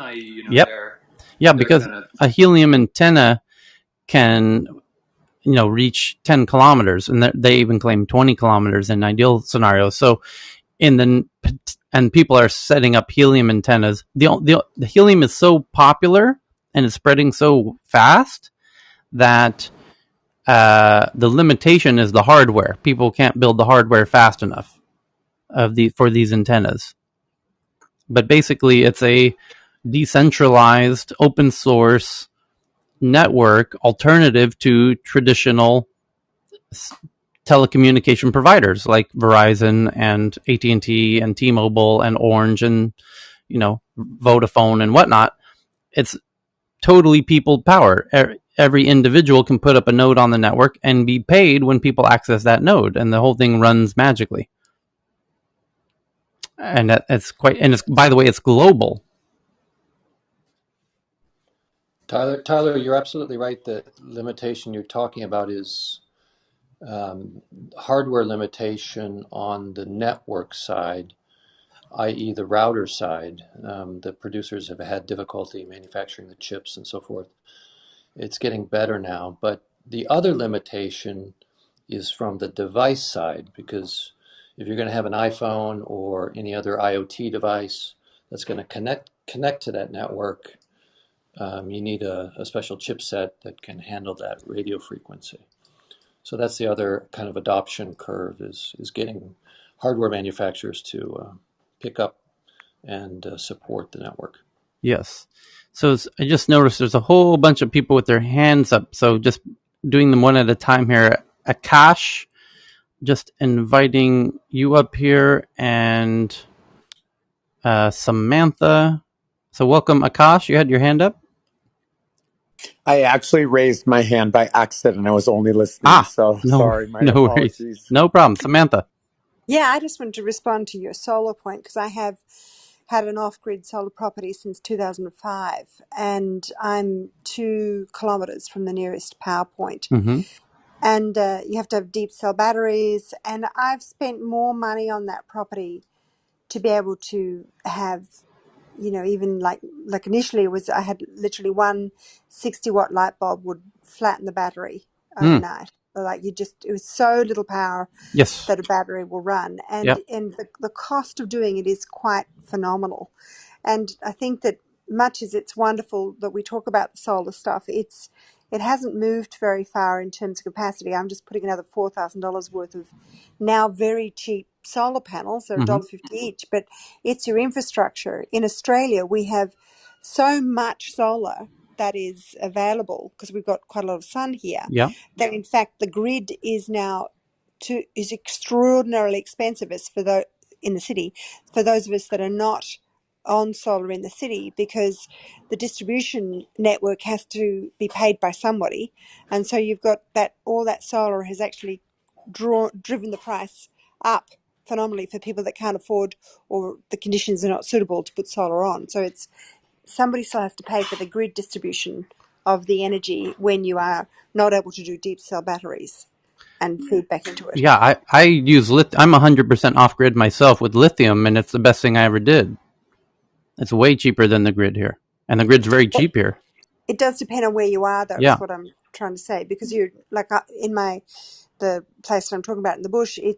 I've now got so much climate change that the actual cloud cover is too significant to get enough solar to be able to run anything. So I'm on more and more diesel because the climate is changing. And in the city I couldn't do it because there were too many trees. So I'm just saying, you're not always, even though you may want to do it, the technology may be there. It's just not available for everybody. Yeah, fair enough. I guess it's not. Yeah, you have to have direct sunlight is kind of the limiting factor of being able to do solar for sure. And yeah, I know people do use non-lithium batteries. I think nearly everyone I ever met who did that aspired to get off of them and onto lithium as soon as they could. And then we have a new generation of batteries that people are claiming will be coming online soon that bring lithium. Basically comes out to about $100 per kilowatt hour and for storage, and that should go down. The newest copper lithium rust batteries are claiming they drive that down to like $20 per kilowatt hour. If that happens, as they claim that it does, and they've got huge investors like Bill Gates and Jeff Bezos, and they say it's real. If it is real and they start producing that, then it would. I don't think there will be anywhere on the planet that it won't be cost effective. It'll be much cheaper to be off grid than on grid. Yeah, and I would agree, but the batteries and the rare metals needed for them at this point, as far as an owner who can correct me, I'd love to know that it's possible, because my solar guy said at that point chose not to put in solar, put in lithium, but the rare metal extraction from, its molten state when it comes out of the ground is only currently divided in China. So they have kind of a monopoly on the division of the rare metals. We've got a lot of them actually, but just dividing them out for being able to use in all these batteries is apparently one of the key problems. Well, and to that point, lithium was found on indigenous lands in the U.S. And so one of the tribes is petitioning the U.S. federal government to say, hey, hands off our lithium in this particular case. But, as I think about this, it brings me back to this point that I find myself like spending a lot of time, at least in my head, and that's, how do we encourage people who live in communities that are quote unquote off the grid simply because they've not yet been connected? So how do we encourage them or give them the tools so that they don't become dependent on something that those of us who have access or resources or knowledge to want to get off of? How do we help them to say, you know what? We understand that this has been the development trajectory for the past 50 years, but we already have some things figured out And there's a richness in this knowledge that we have as a community. And maybe they just need a few more resources to make it a bit more sustainable than, how they've been living currently. But I think that, from a holistic community standpoint, global community standpoint, we would all be better off if, those of us who are on the grid can figure out ways to get off. And for those people who have been lagging behind because they have not had access, if we give them the tools to be able to live more sustainably in the ways that they've already been doing, then I think that we all benefit. Okay, I want to jump into, got a whole bunch more tweets to get into. From Nita sends in this interesting one. From Hollywood Reporter, former Pentagon UFO official to reveal shocking details in new book. The former head of the U.S. government's secretive UFO program will pen a book for HarperCollins that includes profound implications for humanity. And a related one, also from Netta, that Congress calls for a permanent office to address unidentified aerial phenomena, meaning UFOs. So rather than a committee, they want a permanent team. Congressional leaders proposed legislation that would create a permanent Pentagon office tasked with investigating UFOs, or what they now call UAPs, unidentified aerial phenomena. So they must know something. And then Christian Watts, I invited you up, but it looks like you're not able to join, so you might have to bounce out and then back in, as this sometimes happens. Ted Abramson sends in one. Speaking of electric storage systems, the news is that 2 Swedish companies introduce a mobile battery container solution. They are developing containerized energy storage systems, meaning batteries that are basically housed inside of a shipping container that will enable the zero emissions or low emissions operations of vessels. So you can imagine a shipping container itself becomes the container for the battery, and then the shipping container powers the ships that it's on. So it's quite interesting. And this is, by the way, no ordinary company. ABB is an absolute powerhouse of a company when it comes to things like this. ABB makes all the robotic arms for all the car companies who now make cars robotically, which basically all the big ones do. ABB's mind-blowingly advanced in these types of things. So, and Swedes don't put out press releases like this until they've already have all of their ducks in a row. So I imagine it'd be very interesting to see how this one plays out. ABB's containerized energy storage systems is claimed to offer one of the highest energy densities in the market, with 20-foot container, which is a half-size container, shipping container, offering a standardized installation and resulting in lower cost for companies and faster delivery time. I love the idea of using a conventional shipping container. The containerized energy storage system expands integration options across multiple types of ships and delivers a solution that can be fully serviced from outside the unit for enhanced safety. Okay. So the next one, I just tweeted that one out to the Tech News Twitter account. The next one, also from Netta, it's about the revolt of the delivery workers. Revolt of delivery workers exploited by apps, attacked by thieves. We covered this one earlier, actually. And it's a really interesting deep dive into the world of New York City delivery people. And the next one, Facebook, the Facebook whitelist. We covered that one. Apple patches a vulnerability. There's a new update of 14.8, which everyone should update. And then Heyman found this interesting one from Fox Business, that Apple Car focus is to be based on design and the vehicle, whatever that means. Morgan Stanley analyst calls Apple Car the next mobile device.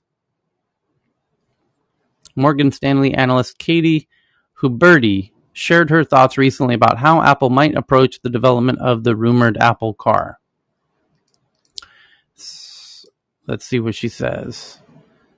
The car is essentially the next mobile device, and this is a category that Apple has focused on for years, Huberty said, adding that Apple tends to focus on markets where, quote-unquote, computing will become central to a human's everyday life. Apple takes the other, she says, one of the most common questions is, why doesn't Apple just focus on software and services? Huberty said, after all, making the hardware and the software right out of the gate, as Tesla has done, is fraught with complexity.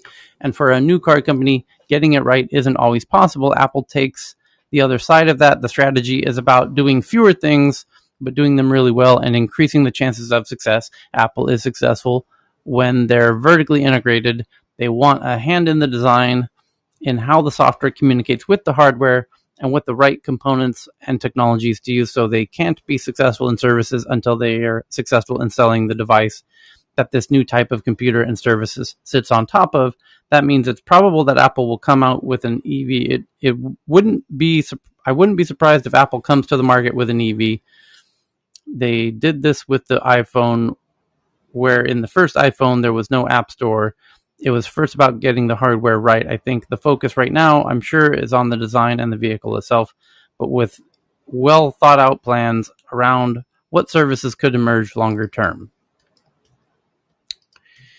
And then Eric sends in one from Vice, about the Apple update. We got that. Antonio sends in one from Forbes that an influencer is suing Pinterest, alleging that she co-founded the company and might have been a billionaire today. A widely followed Pinterest influencer filed a lawsuit against Pinterest and its billionaire co-founders, saying that she helped start the business but was cut out of any financial rewards. Christine Martinez, a former Walmart executive turned online personality, says she counseled Pinterest founders as they initially worked on the firm around its start in 2008. According to the lawsuit, Martinez advised the pair on many different aspects of the company, including its signature visual bookmarking feature and the ability to create collections of images called boards, and helped find influencers to promote the site. She originally met one of the founders through her husband, who had lived with Ben Silberman while studying at Yale. Martinez says she never had anything in writing about her status as a co-founder, but expected to be compensated similar to Silberman and the other co-founder, Evan Sharp. Silberman remains president, Pinterest CEO, and Sharp works there still as the chief design and creative officer. And Sciarra left Pinterest within a few years of its founding. Silberman and Sciarra retained billion-dollar stakes in the company. A Pinterest spokesperson dismissed Martinez's story as completely without merit, and we will defend our position in court. In the legislation, Martinez accused Silberman and Sciarra of breach of implied contract, idea theft, unjust enrichment, and unfair business practices. Martinez's allegations will likely renew questions about how Pinterest, a social network popular among women, treats its female executives. Last year, Pinterest's former chief operating officer, Francois Broger, sued the company alleging gender discrimination. Pinterest settled in December for $22.5 million, but only after additional comments and stories about racism and inequalities at the company surfaced from other Pinterest workers, prompting a virtual staff walkout last August. In court documents, Martinez's attorneys say she's believed she'd be rewarded after the company went public, which it did in 2019. If that is the case, it would have been hard to sit on the sideline recently. The company shares struggled at first, but soared during the last year's coronavirus lockdown, where they trade around $55 today, roughly double from the IPO. Is this in California? She will need to show that she incurred some of the costs of building Pinterest initially if she wants to try and involve the California partnership law, where in California, even if you don't have an agreement, if you're behaving as equal partners and sharing in the costs equally, then you can make a claim that you're equally entitled to as a partner. You're an implied partner because you were sharing the costs and labor. But if she can't show that she was equally contributing to the labor and the costs, good luck. Christine. On the face of it, I mean, it's really hard for me to believe that 3 guys developed something like Pinterest, which I think we've talked about. No, there's one female co-founder. Okay. Wait. No. You're right. You're right. It was Paul Sciarra, Ben Silberman, and Evan Sharp. Evan, by the way, came to Stockholm to speak at my event about 3 years ago, and was just a sweetheart of a guy, and gave one of the best presentations I've ever seen. It was fantastic. But you're right. It's 3. You're fair point. How did 3 guys come up with an app that is so interestingly suited to female users? And stay-at-home moms and scrapbookers. I mean, they have to be so deep into the that customer segment psyche, to have developed a platform with no strong female input. I mean, it's not to say that it's impossible, but I just find it to be curious. Yep, fair point. So, the next one up is, thank you for that one, Antonio.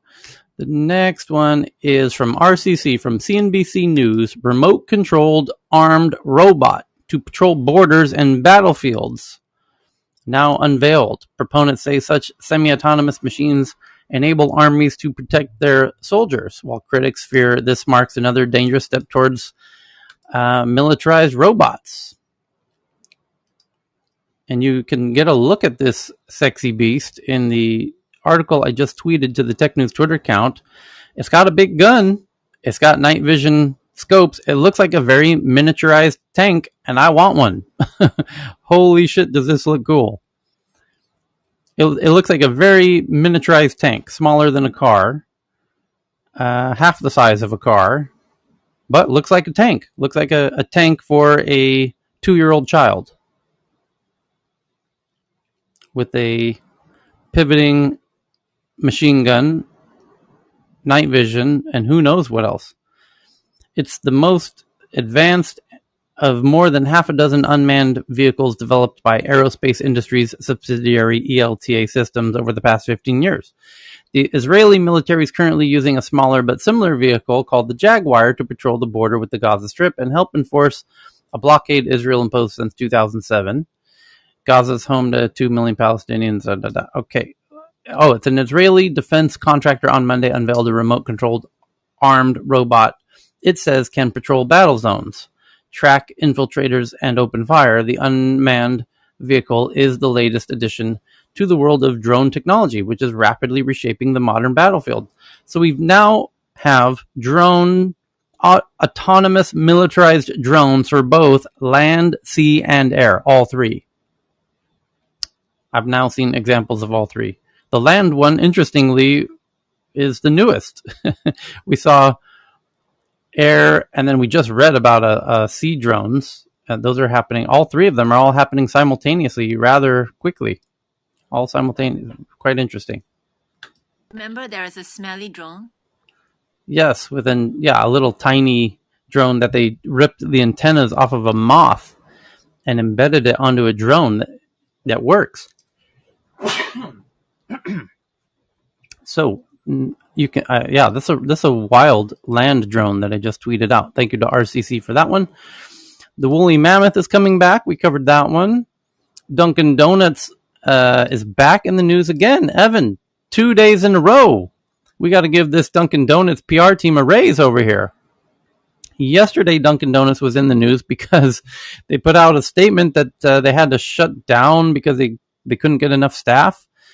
But they're back in the news today in the Boston.com. It says Dunkin' opens its first digital-only store in Boston. All orders are placed via app or kiosk. Oh, clever. So yesterday, the headline about Dunkin' Donuts was they had to shut down because they couldn't get enough staff.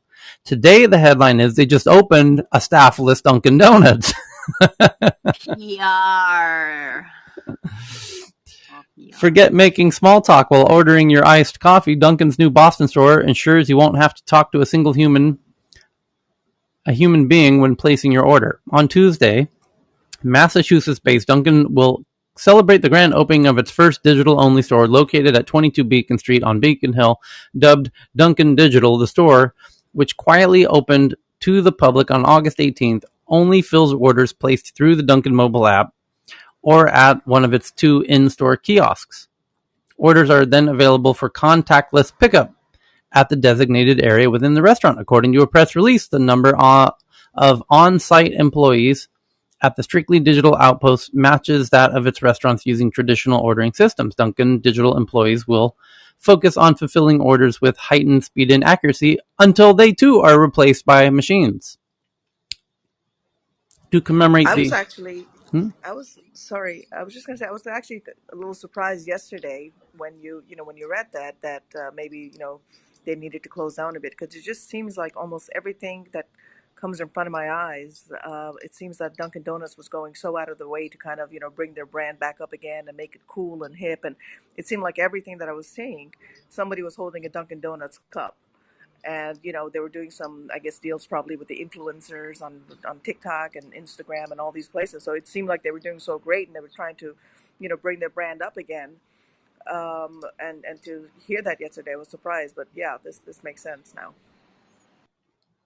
Okay, so the next one up is from Renjint, that Amazon's creating a point of sale system, meaning a digital cash register. Of course, there's no cash. It's just an iPad, but that's what point of sale systems are these days, to compete with Shopify and PayPal and obviously Square, who's also a very big player in POS systems. And the question is, would you use an Amazon point of sale system in your store, knowing they're obviously getting access to all of your juicy data of between you and your customers of what you're selling and how much you're selling it for and how often you're selling it and where the customer is and where they're based, so that they can improve their systems. The Borg is getting smarter by putting POS systems in retailers. It's very clever. That's a genius move by Amazon from a data perspective. I wonder if they'll give it away for free. And Evan sends in this one from that Taco Bell tests a 30-day taco subscription to drive more frequent visits. Now we're talking fast food subscriptions. My daily taco. And if they want to subscribe to the bathroom, you use Chipotle instead of Taco Bell. I want a Subway subscription. Engadget say researchers, platforms like Facebook have played a major role in fueling polarization. Social media platforms like Facebook have played a major role in exacerbating political polarization that can lead to division and whatnot, is the headline from Engadget. New York University Stern Center for Business and Human Rights. Social media platforms like Facebook have played a major role in exacerbating political polarization that can lead to such extremist violence. From NYU. Okay, and then the next one is from Verdane, that Airtel in India, which is one of the big communication companies in India, is now getting ready to counter Mukesh Ambani's $50 smartphone, the new Android phone called the G phone that everyone in India is eagerly awaiting. It's basically a really nice smartphone with Android for $50, which has huge implications. You could get another 250 million Indians online with such a phone. And Airtel is ready to counter. So you're going to have competition here for the price of Android phones is now dropping down to $50. And it will not take long for those things to spread way beyond India into Southeast Asia, Europe, America, everywhere else. And that's going to put downward pressure, especially on Android phones, but on smartphones generally, which is a great thing. So the next article, why companies from US, UK, Chile, Japan, etc. want India as the captive hub to take them digital. Well, because they have the huge demographic of English-speaking in an English-speaking democracy. South Korea researchers create a chameleon-like artificial skin. The skin could be an important technology for the military. And then is Vinay on stage? No. Okay. We read his article already. Amazon announces cashierless Whole Foods coming next year in 2 locations, Seattle and DC. And here comes the removing the workers.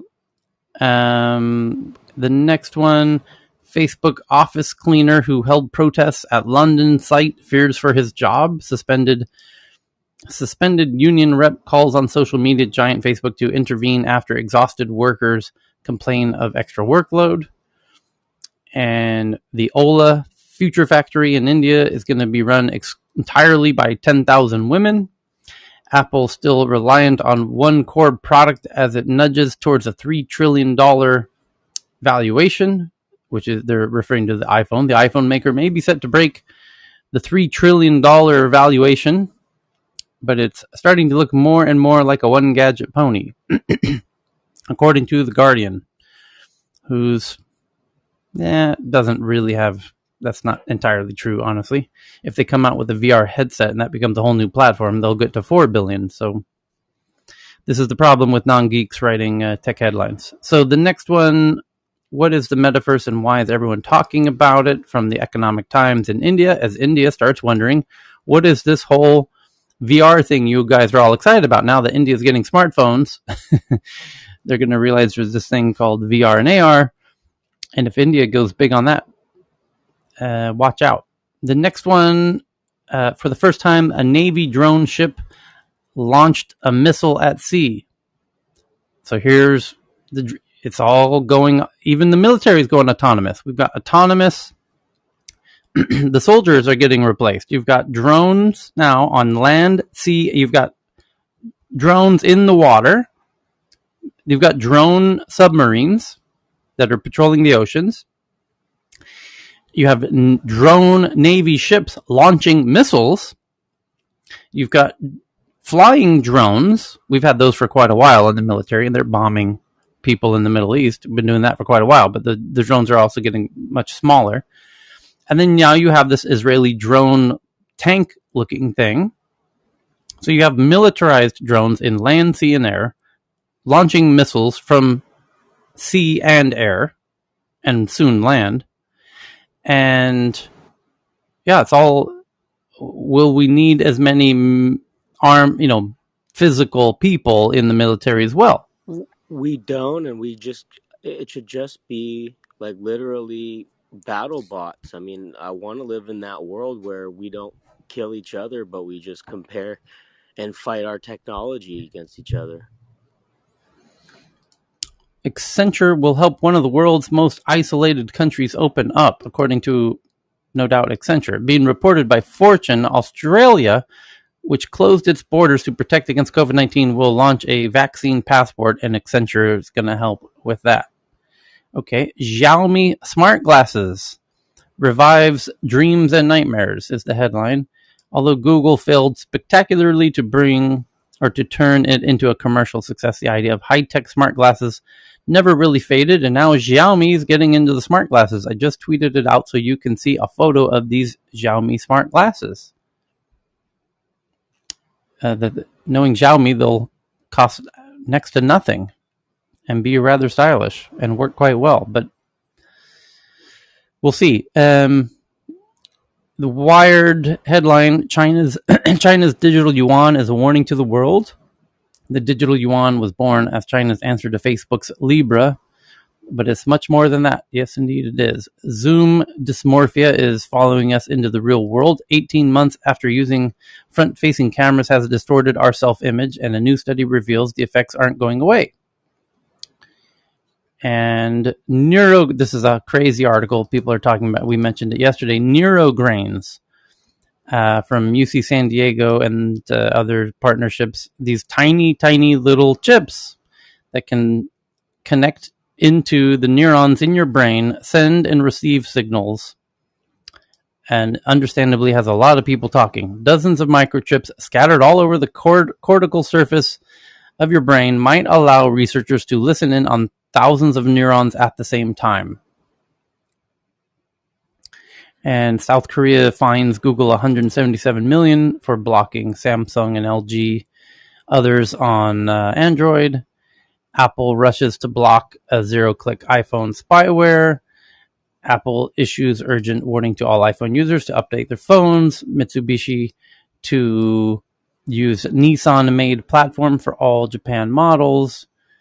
And we covered the Facebook. We covered iPhone 13. iPhone owners more likely to celebrate. And the iPhone 13 will have the 120 hertz display. Well, we will find out when we meet again in 5.5 hours. So we will pause, even though we have 3 hours of tweets left to go, because most of them are about the iPhone. And we're gonna join in 5.5 hours. We'll do the news, we'll do the headlines, and then we will tune into the Apple live event for the launching of iPhone 13, AirPods 3, and what was the other? Oh, the Apple Watch 7. Cool. So thank you, everybody, for another Tech News Around the World. Tyler. Yeah.